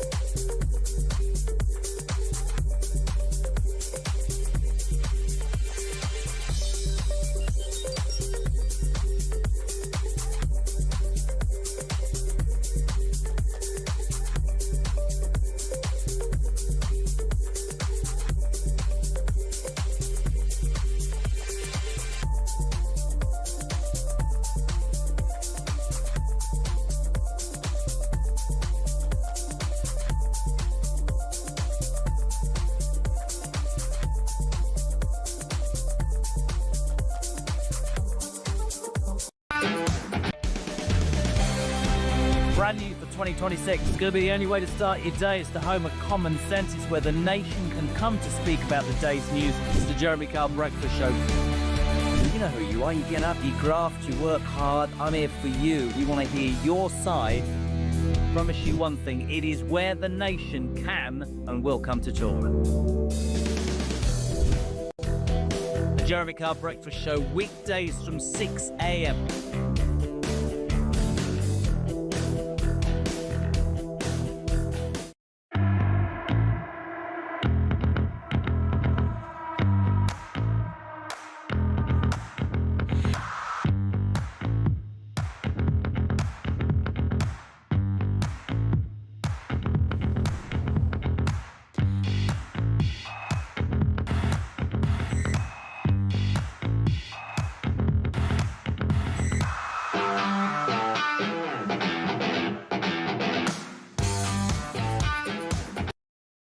across the UK, on DAB+, on YouTube, on your mobile, and on your side. This is Talk.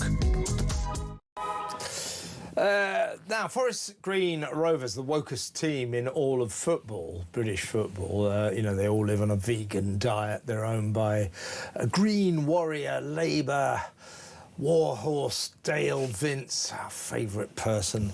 Anyway, very woke club. They're so woke, they're the first football club in history to have a woman managing the men's team. That's how woke they are.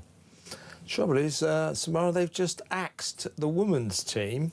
It's ridiculous. To concentrate on the men's team. That's not very woke. That's not very progressive, is it? Exactly, and apparently they weren't even failing on the pitch. They actually only lost one game all season. Which I bet is better than the men's team. Yeah, exactly. So they were. It was interesting. They said the decision was driven by financial priorities and not sporting performance, and they just can't afford it. So they've decided to cut the women off, and I think that's just hypocrisy at its highest level. I mean, it's ridiculous. They also had a youth pathway that they would basically foster all these women football players, and now that's not going to happen either. Now they can just sod off. They don't care anymore. They want to concentrate resources on the men's team. Now, you know, football clubs, the finances are difficult, you know, to be fair to Dale Vince and the management of that club. But given the heritage of Forest Green Rovers, I mean, literally a very green team, a very woke team. They live on a vegan diet. Given the woke heritage of this club, Forest Green Rovers, they should have thought perhaps a little bit more about the optics of axing the women to concentrate on the men. It's funny when the real world kicks into this ideological claptrap. It really is. Because, I mean, most people will tell you that, unfortunately, women's football just isn't funded the same, doesn't get the same revenue because people don't attend as many matches, etc. It's just not as popular, at least in Britain. In America, it's actually very popular.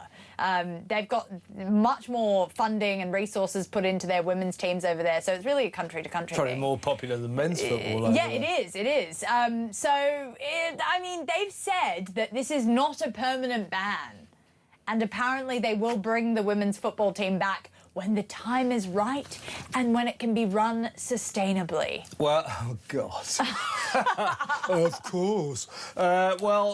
We did ask Dale Vince if he'd come on to the show to talk about this.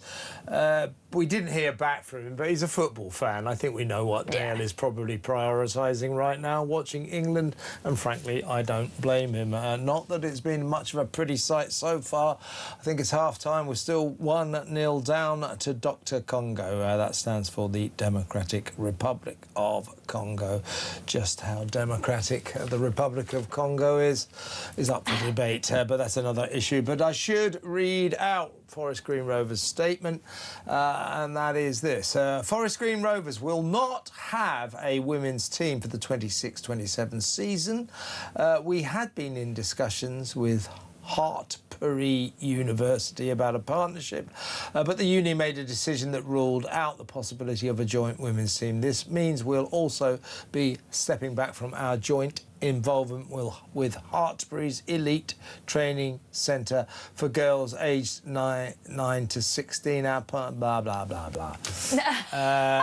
This goes on for ages, you know. So anyway, that's we're showing Forest Green the red card for axing the women's team. That's an absolute disgrace. Well, we've got another couple of minutes before we go to break, Samara. What do you make of this? The Treasury, right? The Treasury Department has axed maths tests. No more maths tests for candidates for jobs there because the numerical reasoning tests for graduate recruits on the recruitment scheme was apparently causing too many people of colour from ethnic backgrounds to fail And so they've scrapped maths tests to get into the Treasury for reasons of diversity. So presumably that means we're going to have people in the Treasury who are useless at maths.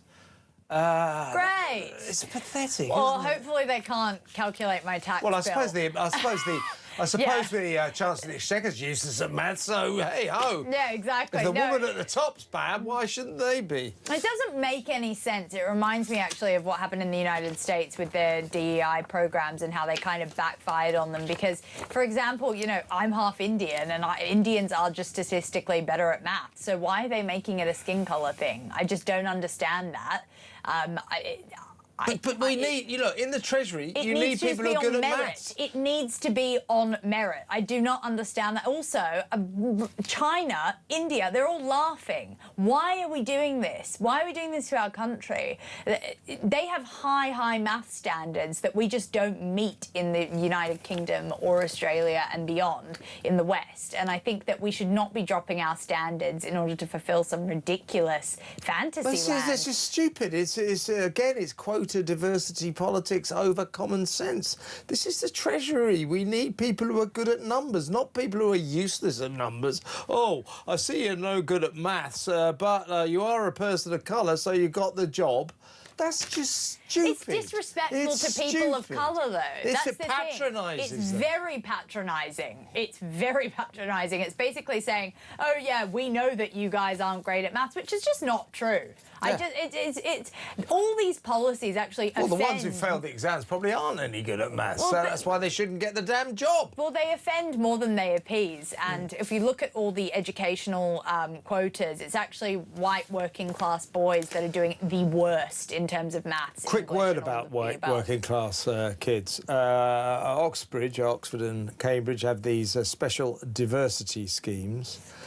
Scholarships, bursaries, financial aid schemes available at Oxford and Cambridge to university students, prioritising their ethnicity over their socio-economic backgrounds. This means that students of black, Asian and minority backgrounds can get these scholarships. They give them a good chance. White working class kids have been excluded from these schemes.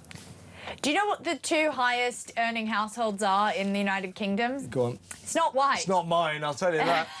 It's actually Indian and Chinese. Those are the two highest earning households in both America and the United Kingdom. So we have a class problem in this country, a deeply economic one, not an issue with colour of skins and ethnicities. But this and all obsession that. with... So we really need to stop. This obsession with diversity is skewing this country, it's turning this country crazy.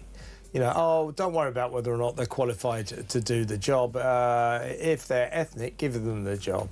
They won't be any good at it because they failed the exam, but hey, they're from the right background, so they get the gig. This is insane, folks, absolutely insane. Hopefully Andy Burnham will do something about it, but I wouldn't bet the farm on it. He's a bit of a diversity type, isn't he? Samara Gill, fantastic stuff. We will be back after the break. Stay where you are.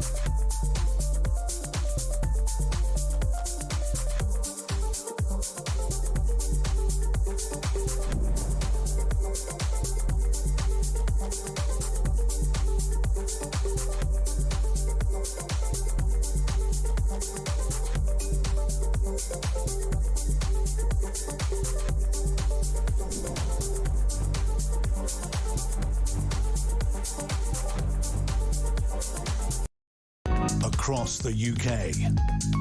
On DAB+, on YouTube, on your mobile, and on your side. This is Talk.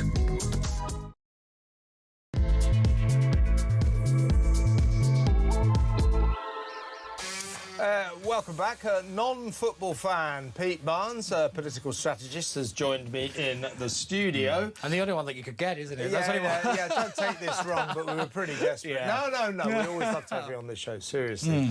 And you must be very proud. A son of Wigan. Yeah. You are now a son of the town in which the government, from which the government or the country will be governed. Yeah, I feel like the heir apparent, I might be the spare. I think that's my problem, though. But yes, Andy Burnham is certainly making noises. And I tell you right now, the reaction to it is very interesting because there hasn't really been a massive bounce.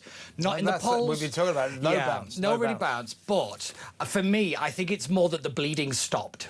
I think for a little while Labour can stabilise themselves. I think you're right about that. And it's also the fact that they don't have to keep defending Keir Starmer. Every day the poor people out on the press rounds have to go, well, Keir Starmer did, what he meant to say was it's the old Corbyn problem. What Jeremy meant to say was. But I do think that, that Burnham is still a little lacking in the detail. He's still a little without any kind of actual fiscal plans about what he actually wants to do. Yeah. A little light. Yeah. There is nothing there. To be fair, he's got more than most other parties do. I will say that. Well, hang on a second. What's he said? There'll be a few more mayors. Apparently, we're going to grow all our postcodes, and he's going to govern from 10 Coronation Street, Wigan. That's it. Well, to be fair, the North-South divide, number 10... What about the West and the East? Well, what about the North? They've been ignored and neglected. Well, That's why the West and the East and the South. Again, I'm not disagreeing with you. Is his obsession with the North and Manchester? It's to take on Reform UK. Is that a prejudice against the rest of the country? No, looking like it to me. It's a political move to take down Reform. Because it's a political move to take on Reform UK and the Red Wall seats. You can leave that to them. Yeah, that's very true. They're more than capable of taking themselves down. But that's what this is, because what he's going to he's going to turn this into a culture and identity argument. It's not about the economics for him. The way he'll sell this, you've already seen it in a few speeches he's given, is he's actually just going to say, well, every time they sneer at the plan, they're sneering at the North, they're sneering at you. This is Westminster yet again telling people what they should and shouldn't do, how they should live their lives. That's what he's going to run on. And it works very well because the North-South divide is very stark, even when you look at the numbers. So realistically, people can frame it as he just cares. You don't know it works very well, do you? You're just saying you think it will. The North-South divide thing. I know from you don't know it. You don't know Andy Burnham's playing on that. No, I don't. No, he's trying. Well, to be honest, he plays on it all the time. The Burnham bounce ain't coming off, is it? Well, again. What do you think it was going to be? Like a 10-point jump? I think that's what Labour were hoping. I don't think they were. I think they were hoping that they wouldn't free fall in the next general election, like Rishi Sunak. Yeah, we'll give it about 2 weeks after he becomes Prime Minister, then they'll start free falling. I don't know, actually, because I think it'll all depend on... Growing postcodes, a mayor in every town and a new address for the Prime Minister. Yes, but he's got the personal... That's his vision. But that's the point. It's the personal brand that pushes him over the edge. That's why he's different. That's why you can't underestimate him, because he's able to do this kind of thing. Because he's just the whole matey, isn't it? Oh, isn't he a nice guy? There's nothing to him, though. Well, there's not been anything to any politician we've had for the last 20 years. That's part of the problem. What's his idea for the migrant crisis? What's his idea for net zero? What's his idea for defence? Again, I'm not disagreeing with you. I think we need to know all of this kind of stuff. But well, why hasn't he told us? You'll have to ask him. So I genuinely don't know. Let's not classify him as a political colossus. No, I don't think he's a colossus. I think he's a smart campaigner. I think he's a very good campaigner, but he's not a good governor. He doesn't. He has the same problem with all of them. I don't think he's got the faintest idea what he's doing. I really don't. I'm not. I think he should have more of an idea than he's got. But I don't think. Again, every time people do that, it's another vote for Andy Burnham. I'm not going to lie, because the more people, it is perceived as a down sneer. here it is. Yeah, but there's a lot more people that will vote very, very actively. What do you think people in the East and the West and the South?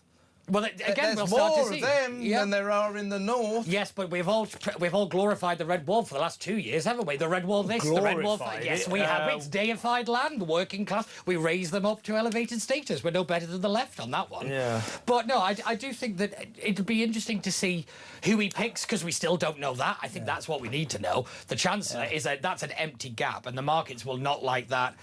being left without any answer to it, because the gap is... Anyway, let's move on. Let's leave Andy Burnham to his Smith's lyrics and his Northern obsession. Oh, a little Smith's lyric for you there. Yeah, but people won't have to come down to London anymore. They can go up to Manchester. Yeah, big deal. How exciting. 10 Coronation Street, Wigan, the new address of the Prime Minister. By the way, he's only going to spend a day a week there. Well, he was there. He was there for 3 days. No, he's going to spend a day a week up there. It's all theatre. So the same as most other MPs. It's performative. So the same as most other MPs. He's the Prime Minister. He's going to... Yeah. So Theresa May went back all the time. Rishi Sunak was in his constituency all the time. No, but this is the point, is you're comparing him to a mythical fantasy. So Theresa May had a House of Government in her constituency, No, but that's not what he's talking about, putting it in the constituency. What he's actually... No, he's talking about the number 10 of the North is more of a nerve centre. Why doesn't he put it in Yorkshire, then? Well, why he could do. He could do. Why doesn't he? But he could put it anywhere. It's not necessarily that it's of the North, therefore it has to be a Manchester. You think this is a good plan, do you? I don't think... I think it's a good... No, I think it's a good campaigning plan. It's a good good not campaigning... 6 years old. It's a good campaigning plan. It's not a good administration plan. He's not campaigning anymore. He is campaigning for the next general election already. He has started the campaign for the general election already. Which he's going to lose. Well, we'll wait I'll guarantee you he'll lose it. He'll lose it. He will be hated in a month. I'll guarantee you. Because he's no good. He's no good. He's just a T-shirt, you know. That's it. Well, let's talk about. Let's move on from that idiot. Let's talk about the King, in a way. A delegation of Jamaicans is on its way to Britain. They are going to lodge a formal slavery reparations petition with the King, King Charles. They want billions of pounds from Britain to compensate for us running slave plantations in the Caribbean, in Jamaica, 300 years ago. I'll tell you what they can do with their formal petition for slavery reparations. They could stick it where the sun don't shine. They're never going to get this, are they? No, they're never going to get it. But the thing with this is, who's pushing them to do it? This is because of China. This is their influence in kind of destabilising the Commonwealth. If you look at other places where they've kind of removed themselves from the Commonwealth, it has been heavy Chinese investment, which has led to destabilisation of relations. It's part of the kind of messing with the geopolitical balance. So why are we accepting their Because we're petition? idiots. Because we're idiots. That's part of the problem. It's the blind leading the dumb, unfortunately. But I do think that we have to start realising that this isn't done because people care about the issue. It's being done for political motivations. The Chinese need to get their act together, because we don't really give a damn about these stupid requests for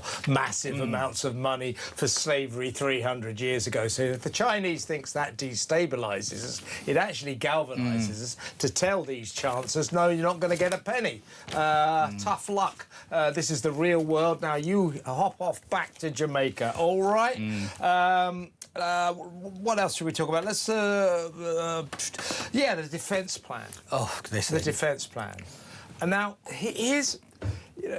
by the way, I want to pay credit to your mate Andy Burnham.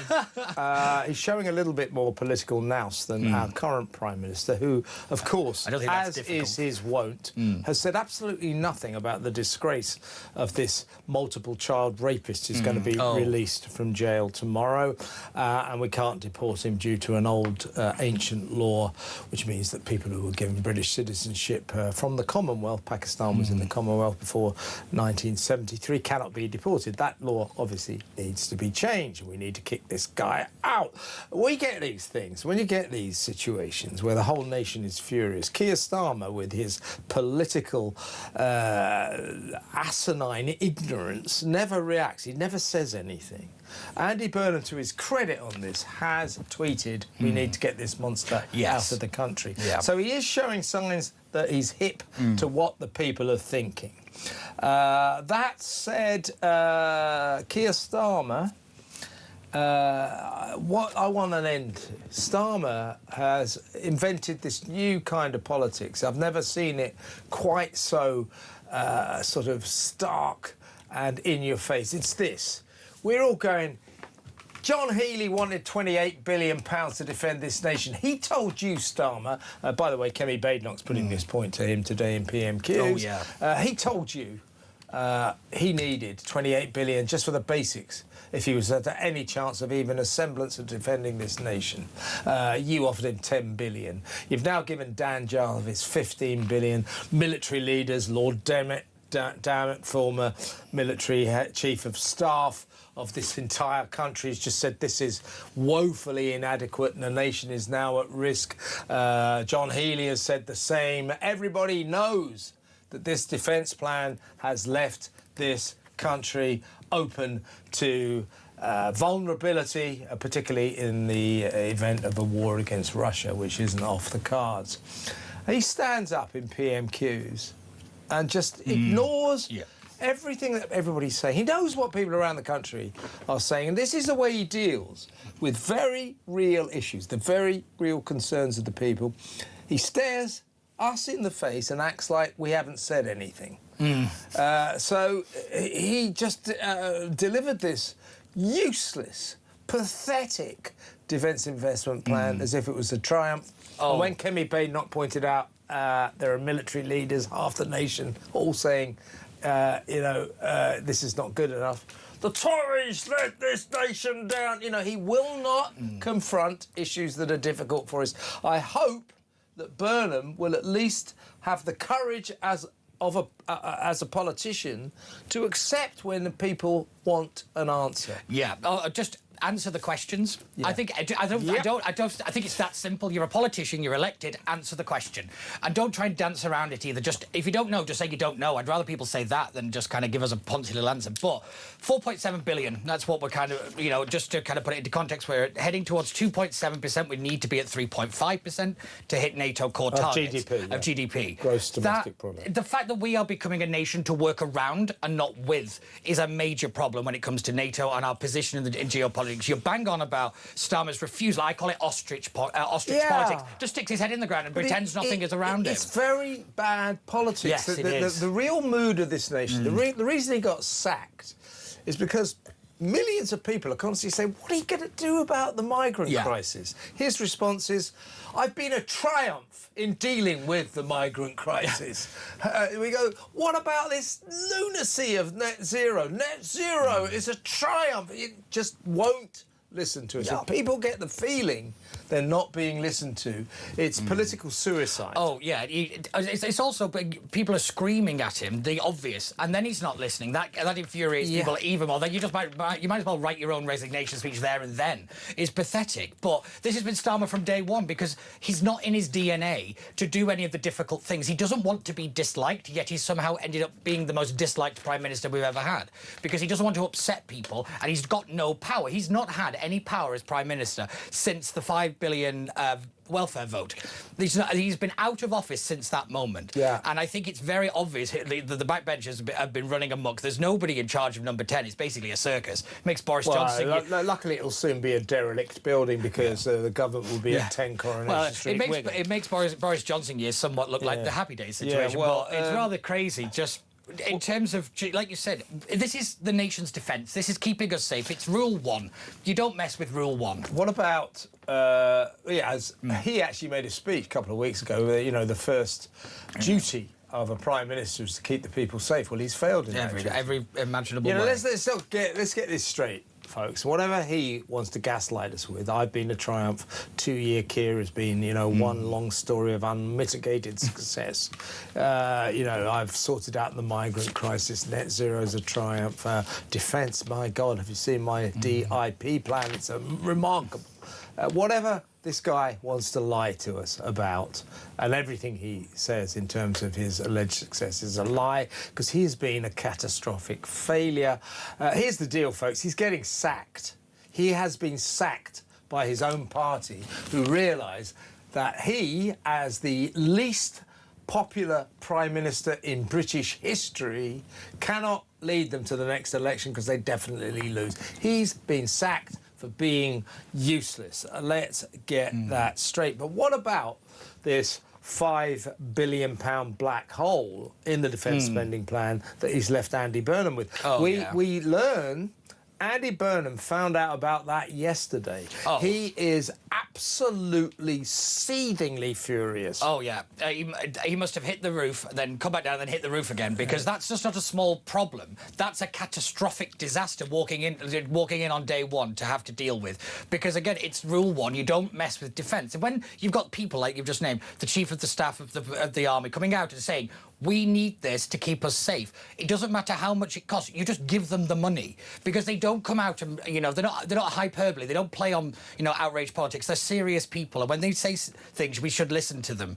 And Keir Starmer's just ignored it and then kicked it off down to Rachel Reeves, who's been probably crying all half the time because she's definitely out of a job after yesterday. But it's just mad. And also, Burnham should come forward with the defence plan, or at least something about defence. It is clearly one of the biggest issues in the nation right now. It's a geopolitical priority when we get our defences sorted, and he is very quiet on it, and I find that very disturbing. Lord Danner, of course, not the only military military authority expert in the country, saying this is woefully inadequate. And it's just the way this guy, Starmer, everybody, experts, politicians, former defence secretaries, military chiefs, saying, no, Starmer, this is not enough. This is woefully inadequate. This leaves our nation vulnerable and undefended. He'll go, this is a triumph for defence. I'm so proud that we've managed to get this. Oh, God damn it, man. Get real. Get real, but I suppose we only have to put up with this for another couple of weeks. Well, this is the point. This is like the longest farewell tour ever. I think Cher's a bit embarrassed by how long this has been going on. It's ridiculous. I mean, just go. At this point, just leave. In the name of God. Yes, but please don't become the NATO chief. Did you see that? That was a position that he wanted to take. He's not going to get. I hope not. But my God, if he can't even defend this country, we're going to put him in charge of NATO. That's what I said. He's taking his failure to defend Britain onto the international stage. He's going to fail to defend all the NATO nations. Brilliant. Let's have a quick chat about Mr. Farage, shall we? Well, look, he's under fire for this £5 billion. He should be so lucky. His £5 million bung from Christopher Harborne, the Thailand-based British crypto billionaire. This was to help Nigel pay for his own security. He has been seriously let down by Parliament over his personal security. He should have full security. He's probably the biggest target almost in Westminster. You know, he really is. And yet they took away most of his security. That's outrageous. So he does have expenses when it comes to his personal security. But people say £5 million. That seems like a lot. And he gets very tetchy when quizzed about it. And today, as I say, the front page, it's not the only paper, they're all running this big, is revealing that he raked in £270,000 for 12 hours work. That's £22,500 an hour as a brand ambassador for a gold bullion dealer. So £5 million from Christopher Hudd, 270 for 12 hours work. We understand the iPaper is now revealing that he has told friends he's worried about being found guilty of allegedly breaching parliamentary rules by accepting this £5 million within 1 year of becoming an MP. He claims he didn't break the rules, but he's worried that if he fails that, there will be a by-election in his constituency of Clacton. That presumably he'll re-stand in, but he's very worried about it. And there is serious talk at Reform Towers now that Mr. Farage will not lead Reform UK into the general election. Yeah, I think that's pretty fair, actually, to be honest, because I remember Ladbrokes, the betting shop, they had him at 50-50 staying on as leader, and that was just before the Makerfield by-election, actual polling day. This has been a long time coming, actually, because it's not just the one story, as you've just said. There's one incident and another and another, and eventually the asset on the ticket can become the drag on the ticket. He's done a great job to get Reform to where it is. If they want to push on, it might be worth him stepping away, but they need a kind of coronation of their own, if I'm being honest. But there's a lot of other structural things in Reform that really need to change. But on the issue of Farage himself, it's interesting that he's now started. These things are starting to come out. That he's talking to friends, and you know, he had the incident with David Bull on Channel 5. He was talking about he needs a rest. Friday, he needs to have a rest. I mean, that is not what you want to hear from a former insider, a former chairman. You know, it's by the way, Farage sacked. Oh yes, exactly. Suddenly. Yeah. You know, I think in terms of David Bull, we're talking about a revenge being a dish best served cold. He went on to Channel 5 last week and said it's time for Nigel to take a break. He wasn't saying he should step down, but he says he needs the implication. More and more people are saying that. You know, I've got all these people saying, oh, why are you talking about this? Well, Rachel, she writes in to say, I know you have to talk about the £5 million issue with Farage. Of course we do. Yeah. We're journalists. We can't ignore this. It's on the front pages. Nigel Farage understands we have to talk about it. He was interviewed by Julia Hartley-Brewer earlier this week. Julia put him on the rack to talk about this £5 million. She's not the only one to do it. The £5 million thing is a massive problem. Everybody in Reform knows it. Now, Rachel says, I know you have to talk about the £5 million issue with Farage, but even if he gets forced to a by-election, I'm pretty certain he'd win his seat back. He's a fighter and has massive support. He does have massive support. He is a fighter. I want to keep stressing. I bow to no one in my admiration for Nigel Farage. What he's done with Reform UK is phenomenal. To take that party from being a kind of also-ran outrider into the party that is polling the most popular party in the country still ahead is just astonishing. It's astonishing. But it does seem that Makerfield... I think the failure in Makerfield hit him hard. Yeah. That's 2 by-elections in a row Reform chose lousy candidates. Matt Goodwin in Gorton and Denton, I have massive admiration for him, very clever guy, but he's a southern professor. To stick him into a northern working-class community like Gorton and Denton was a non-starter, no-hoper. And that guy, Rob Kenyon, the plumber, who stood at Makerfield, I mean, he never stood a chance. So 2 bad candidates in a row. I think Makerfield, the failure in Makerfield, hit Nigel Farage hard, and there is talk, you can't avoid it, there's a lot of talk about his very future. How long will he stay in charge of Reform UK? As I say, I'm just putting this out there, it's got to be talked about. Let me know what you think. 0344 499 1000. I mean, let me ask you this. Do you think Nigel Farage should stay in charge of Reform UK, or do you think it might be better for Reform UK to move on without Nigel Farage? Let me know. 03444 999 1000.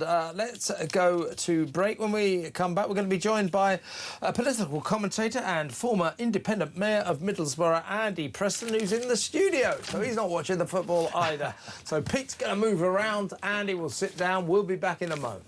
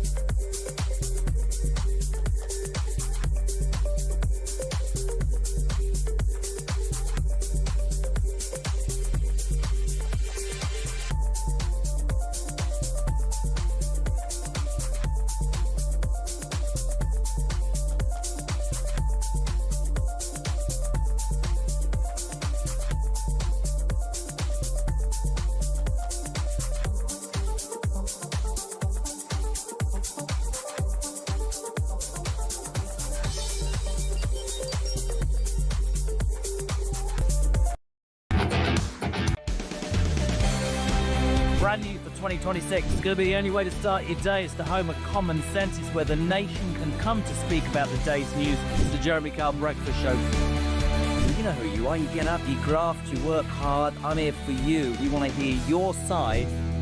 Promise you one thing. It is where the nation can and will come to talk. The Jeremy Kyle Breakfast Show, weekdays from 6 a.m.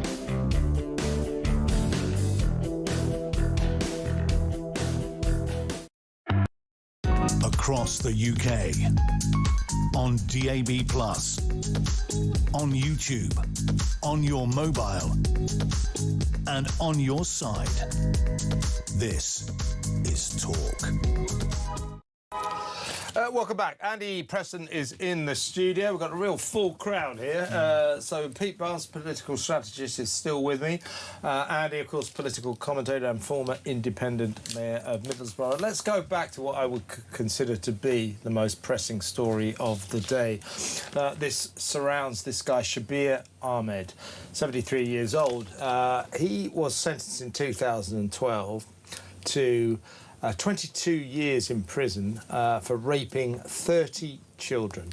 He was a rape gang leader up there in Rochdale, I think was his home territory. I believe at one point he actually worked for Oldham Council in child services. No. Anyway, he not only raped 30 children, he taught other grooming gang members how to catch children, how to drug them, how to get them drunk, how to torture them, how to rape them. That's what this guy's like. In his trial, bizarrely, he started ripping out his own chest hair and accused the judge of being a racist. We cannot deport him. He's coming out tomorrow. Questions need to be asked, we'll discuss this in a minute, about why a guy like this, who got sentenced to 22 years, a lot of people would say that's not long enough for raping 30 children. I'd be among those people. But why is he only serving 14 years of it? Why is he being let out early? But anyway, he is tomorrow. And because we can't deport him due to this ancient law, he is going to be put in special accommodation. He's going to be watched by the police 24/7. He's going to have an electronic tag, but that still is not good enough because he will still be a free man who will pose a serious danger to British children. So Mahmood, Andy, the Home Secretary, Shabana Mahmood, is under intense pressure to change this law like now. Now, Parliament, when it gets its act together, can change a law like this in about 48 hours flat. So I've been saying, if you're watching Shabana, I know you're a big fan of the show, this isn't a request by the British people to change this law urgently. This is an absolute demand. We demand you change this law. We demand that this monster who raped 30 children is dispatched back to his home country upon his release tomorrow. Would you agree? Well, there are two questions here, Kevin. First one is why on earth, why the hell is he coming out of prison? I mean, that's the fundamental one. He should be locked up forever. Yeah. Right? Yeah. Literally forever until his dying day. The next question, though, is if there is a legal issue that prevents him, and I take it at face value that literally legally it cannot be done, we have to follow the law. Politicians, MPs, their job is to make and change laws. So it is completely within their ability to do it. Now, what I'm thinking now, out loud, is Andy Burnham was the mayor of Greater Manchester. Rochdale is within that area. So first of all, he should have an extraordinarily focused interest on this. He's going to be the Prime Minister. He should be telling Shabana Mahmood and everybody else in that party to get the law changed urgently. He should be making a statement on this. It's in his patch. To be fair, he's put out a tweet showing he has more of a political antenna than the current Prime Minister. Keir Starmer on these issues just stays quiet. He never says anything. Absolutely. Andy Burnham has put out a tweet saying this monster must be deported from the country. So fair play to Andy. He has picked up on the mood of the nation. Let's hope that Shabana Mahmood understands the serious urgency of this situation. And as you say, Andy, we all know that if they want to, they can get their skates on and they could get this law, this stupid law, changed in about 48 hours. And they must do that, mustn't they? And Kevin, it would receive no criticism or finessing or filibustering. Everybody would be behind this. Yeah. It would sail through. Exactly right. Now, they have the nod through. I don't think this would even need a vote. If there is a vote, as I said this, if there is a vote, any of you MPs thinking of voting against it, I will be naming you on this show.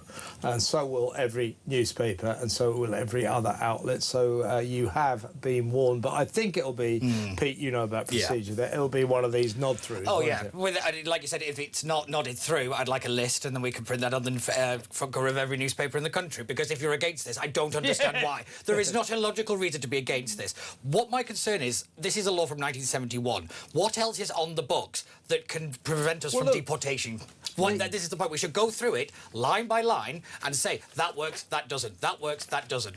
Until we actually do the hard yards, I don't think that a lot of this stuff is going to change, because I look at Shabana Mahmood on the Sentencing Council. It took right till the very last minute to stop that. We nearly had to have emergency legislation. Well, look, you know, it's crazy we get this point. This is the point, Andy. We had lawyer and writer Luke Gittos earlier, and he made a very good point. Look, this is what's happened clearly with this guy, Shabir Ahmad. You know, a semi-human. He's an animal.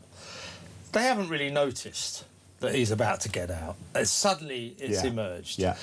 The government, the authorities should have been all over this. First of all, saying, well, why is he getting out after 14 years when he's supposed to do 22? But if he must be released, we need to deport him. There's this clause in the 1971 Immigration Act we need to change. Let's change it now. They hadn't prepared for this. Actually, yes, they could have done it. They could have done this a year ago. They should have known. Absolutely. With specific regard to this guy. There must be a database, Kevin, of people who are in prison and what their expected release date is. There must be. You'd think that, but if I remember rightly, they're still using pencil and paper for transportation of prisoners, and most of them, because they're that far behind in kind of digitalisation. That's why that guy got released in. Do you remember? He got Chelmsford. It turns out that they were still using like pen and paper. But he's not the only one. But no, this is what I'm saying. Is that it's the hobby. It's the hobby of the prison department. Letting prisoners out by mistake. Revolving door became a literal thing. But I think this is the point: is that we're so far behind in basic competency and so far behind in having the administrative skills to know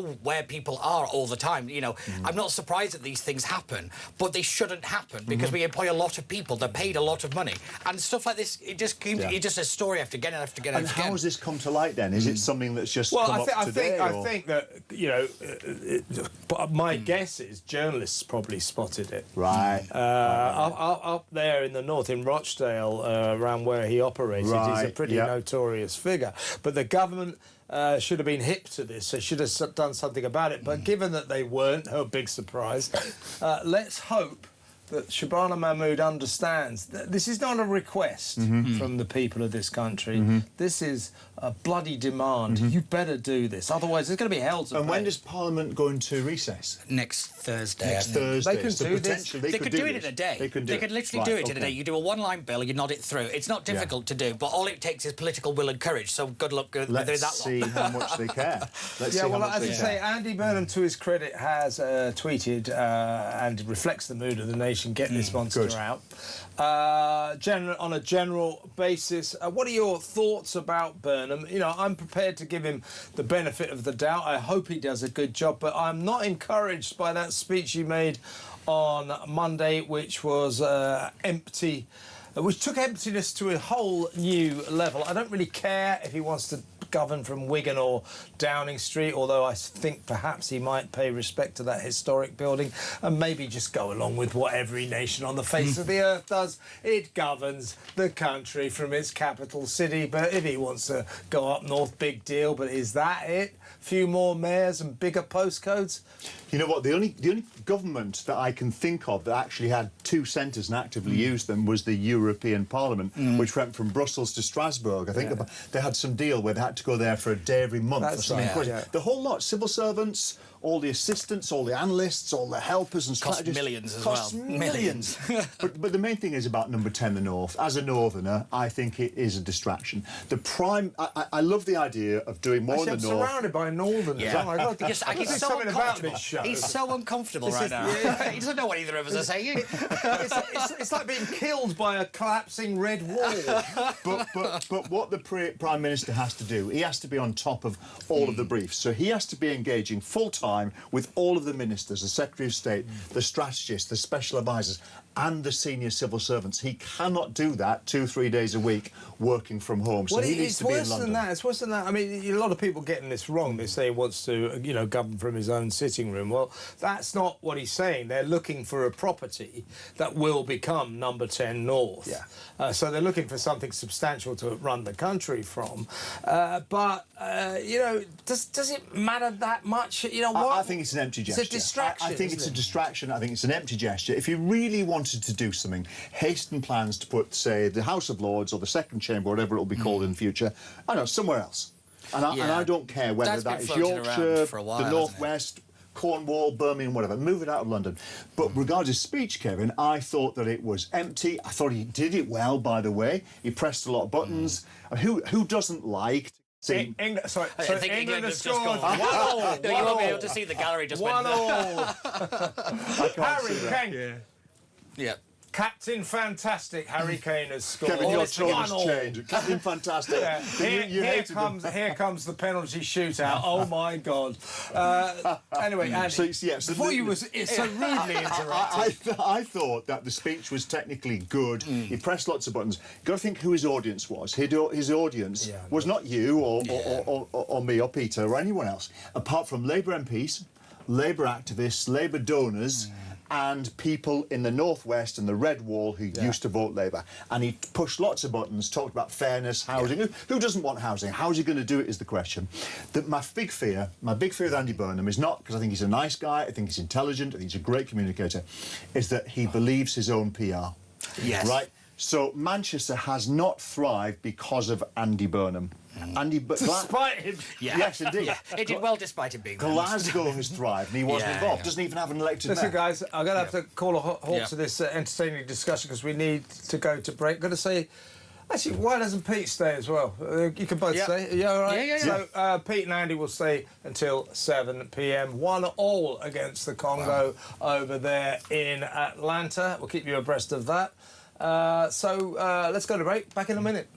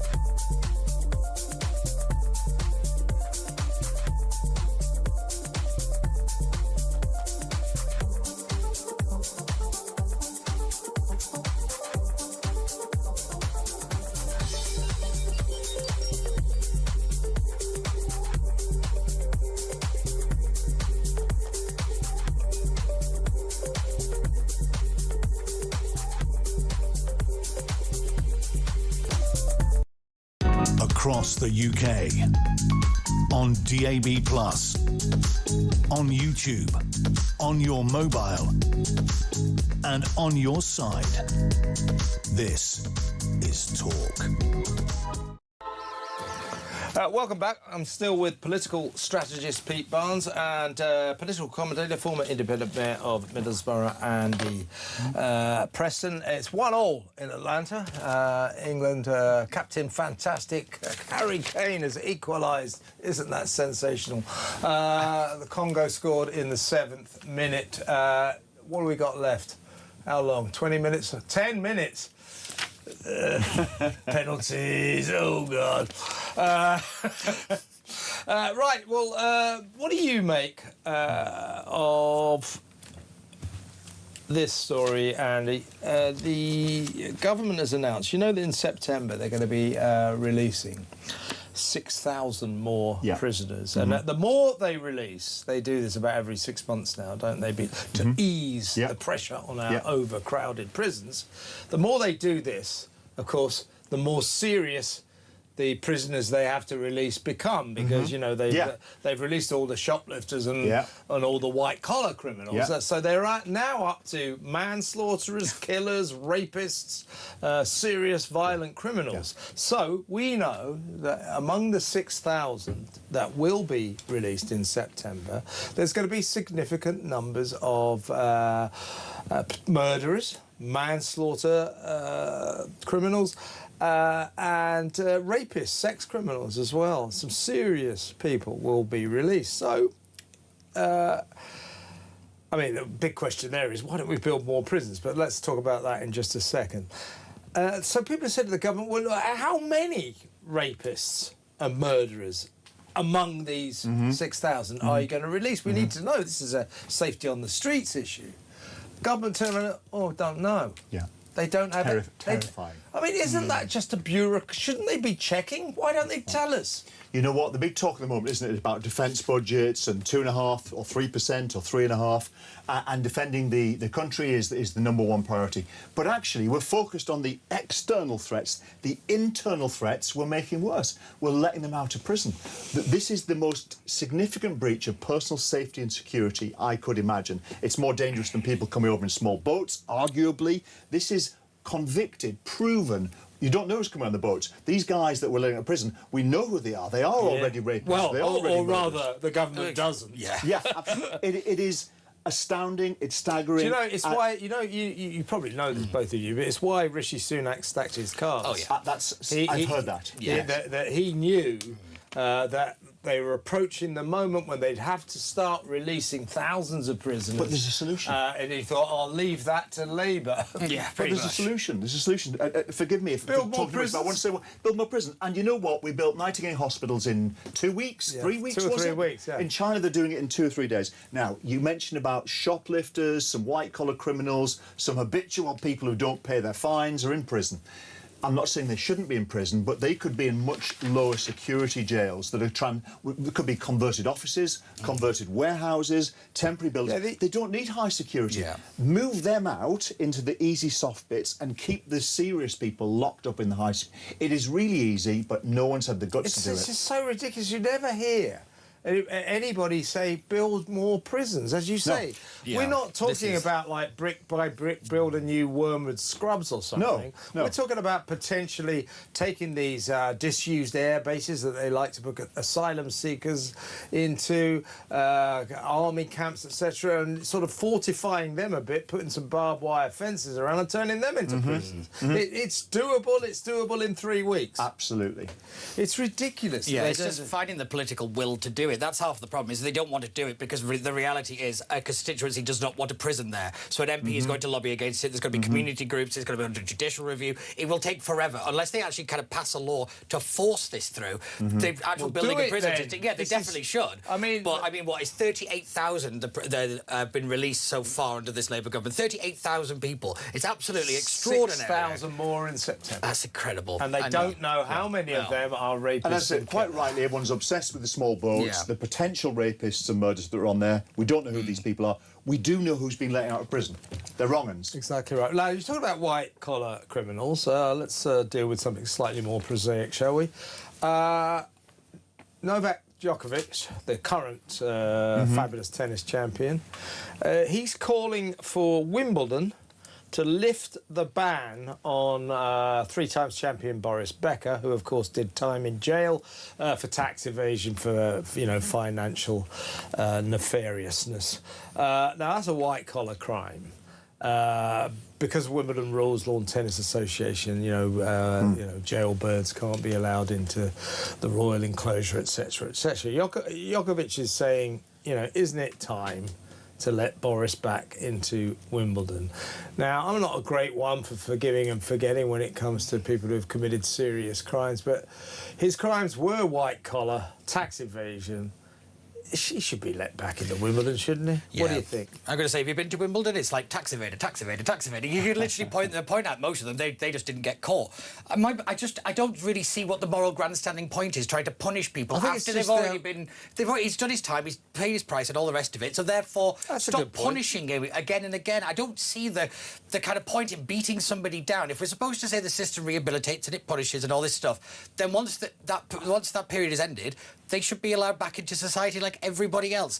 It's just bizarre to me that people have these little loopholes and these kind of rules for organisations that just don't make any sense because, Boris Becker, where do you stand? I'm tougher on this than you guys. I think that Boris Becker he was deported. He was actually deported. He's not just a criminal. He's a foreign criminal who wasn't a British citizen. He was a foreign citizen. He committed a crime. He went to prison, and the rules are as soon as you are released from prison, you are kicked out. So I think if we were to allow Boris in just because Novak Djokovic wants him, we'd have to invite a load of it's into Wimbledon, not the country. Yeah. It's into Wimbledon. Well, but he's not allowed in the country, is he? Or is he? I think you might be right. I think he's allowed in the. I think he's allowed in the country, but I don't think he's allowed at Wimbledon. He was physically deported. Yeah, I think and by the way, he's a terrible commentator. He was dreadful at this. Do you not find it funny that he was the one we could deport? Well, the first rule of life is never trust anyone called Boris. Let me just read a few texts out, and then we'll go to a break. This is from Dave. He says, I do not care about Nigel making a few quid. Then he asked me, have I joined Restore or something? No, Dave from Dent. I'm doing my job. I'm a journalist. It's all over the front pages. And it's causing a lot of trouble. Everybody knows it. Everybody knows it. Reform are in some form of disarray over this. So don't kid yourself that this is not a serious issue. That's why we're talking about it. This is from Sue. Got a lot of messages. I dedicated this show to football haters everywhere. Okay, fair enough. Sue Healy says, I'd rather watch paint dry than endure a football match. I absolutely detest the way that they spit on the ground and I'll jump on top of each other once their team scores a goal. Sue, okay. We're 2-1 up, thank God, no penalties. Harry Kane, Captain Fantastic, has done it again. We've just about scraped through.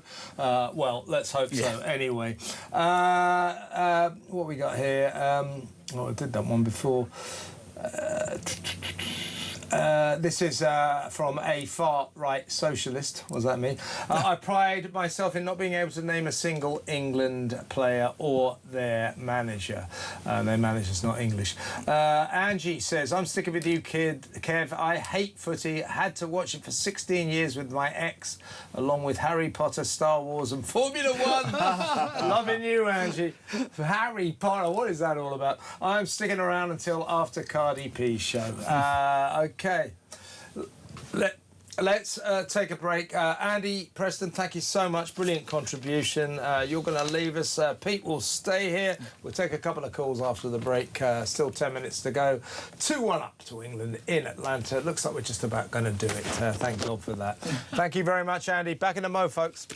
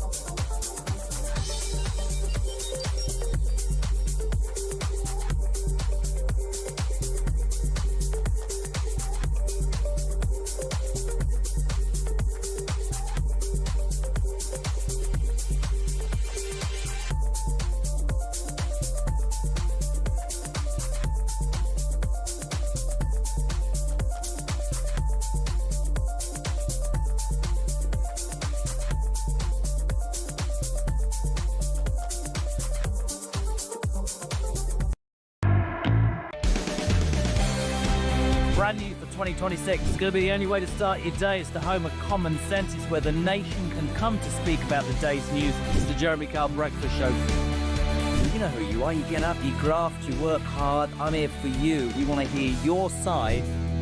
Promise you one thing. It is where the nation can and will come to talk.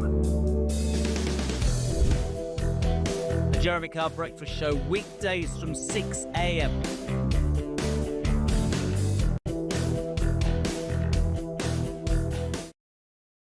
Across the UK, on DAB+, on YouTube, on your mobile, and on your side. This is Talk. Here's a text from Nick from Who, H-O-O. Is that a place? Anyway, Nick has sent me a WhatsApp message. You absolute superstar. Thank you very much, Nick. I hate football. I get seriously wound up by the assumption that because I'm a bloke, that I'm automatically a football fan. Well, I'm not. And if I were Prime Minister, I would ban it. Anecdote, I was negotiating a satellite package and the lady on the phone kept getting a different price that I had worked out. Eventually, I discovered that she was automatically adding the sports package. Why, I asked? Well, because you are a man. Wow. You must be interested in sport. Nope. Nasty, sweaty people, go away. There you go, Nick. This show is just for you. There you go. Casual sexism. Yeah, we're 2-1 up, by the way, against Congo in Atlanta, so that's rather good World Cup news. Let's... Pete Barnes, political strategist, is still with me for the last few minutes. Peter Cardwell will be in a little while to let you know what he's got lined up for you from 7 p.m. until 10 p.m. But in the meantime, let's talk to our favourite caller. She is Georgina in London. Hi, Georgina. Hello, Kevin. How are you? Hello, Peter. Hello, Georgina. It's been a while. Hello. How are you, my darling? Fine, you thank remind you. me of my son. You do. Anyway, I'm ringing. God, blimey. I'm so sorry. You must be very disappointed in your son, Georgina. Bless your heart. I'm ringing up about Comrade Andy Burnham. To me, he seems like a bit of a TV reality star, a self-appointed runner to be the next Prime Minister. He's all gob and no content. A bit more than a runner now, Georgina. July the 20th, he's in the driving seat. Well, I'll be keeping a very sharp eye on that. And even before he's bagged the top job, Kevin, without us being asked, might I say, he's already flip-flopped on several of his policies. Oh, yeah. And he's got no mandate. He's banking on his likeability votes. He's a northerner with long eyelashes and wears a T-shirt to be one of the boys. He wants to be hip. But I can assure you he won't be shooting from the hip if he did become Labour leader, and he would give Starmer a run for his money for his left-wing socialism. We don't want another unelected Prime Minister, Kevin. We demand our democratic vote. And if Andy Burnham is the so-called man of the people, he wouldn't deny us that. He needs to listen to the electorate and give the people what they want. Tell Starmer to call a general election. I mean, I listened. Well, Starmer won't. I mean, Starmer wouldn't do it. It's incumbent upon Burnham to do it. I suspect. I'm with you, by the way. I mean, he should call it for the sake of British democracy. He hasn't got a mandate from the people. He hasn't even got a mandate from his own MPs. But he's going to waltz into number 10 Downing Street, or rather number 10 Coronation Street in Wigan, and run the country, which is extraordinary. But we're not going to get that general election, Georgina, because turkeys don't vote for Christmas. He would lose at least 100 seats, put a load of his backbenchers out of work. Well, the thing is, I listened to his speech, which was a lot of come-by-yar, lefty-lovey dribble, which did not address any of the political crises that our country's experiencing right now. Absolutely. We know nothing about Burnham's political stance, Kevin. We don't know anything about what his intentions are. We don't know any of his views on the growth of our economy. What's he going to do about that? How will he address the migrant crisis? How will he address the grossly inflated welfare bill or the ridiculously high foreign aid budget? What was his stance on our depleted military infrastructure? Or what's he going to do about the defence of our nation? We don't know his thoughts on digital ID or his thoughts on taking us back into the EU. What are his Exactly right, Georgina. He's an empty vessel so far. Let's hope he gets better. But so far, it's just waffle. bigger postcodes, and he's going to move to a new address. Great. Georgina, what a great way to finish the show, as always. Thank you so much for an excellent call. Georgina in London there. Big thanks to Pete Barnes, who's been with me throughout most of this match. And Peter Cardweller's in the studio. We're 2-1 up, Pete. Speaking of waffle and empty vessels, here's Peter Cardwell. Yeah, exactly. Yes. You said it. Yeah. We didn't correct him. No. We are English people, are 2-1 up. Oh, here we go. A little bit of regional racism there. Racism? I'm not pointing you've been racist against the English. I'm not from England. I wish you well. Yes, I mean, there isn't really no better person you want for your post-match analysis than me. So we'll be looking into what has happened in the match, of course. I'll tell you what we should do for the next England World Cup. We should put you in a studio with my wife Henrietta to do the commentary. My wife's not even quite aware what shape of football is. I did once meet someone who didn't know that Gordon Brown was the Prime Minister when he was the Prime Minister, so that wasn't. I was on a TV show when Cameron was the Prime Minister, and the host and all of us became increasingly dismayed when we realised that one of the panellists didn't know the name of the Prime Minister. Brilliant. Oh, wonderful. There's a lot of people around like that. Well, there was a member of a very popular pop band who was on a show on 2005 and didn't realise there was an election on, and they were going around the different guests in the green room saying, "Oh, have you voted? Have you voted?" And he said, "Oh, I'll do it online later." What's on your show quickly? We're talking about Henry Novak's arresting officers under investigation for gross misconduct. We'll talk about the match and what happened in it with the football expert and who they'll face next. Looks like Mexico in Mexico. That'll be very difficult, especially the altitude. And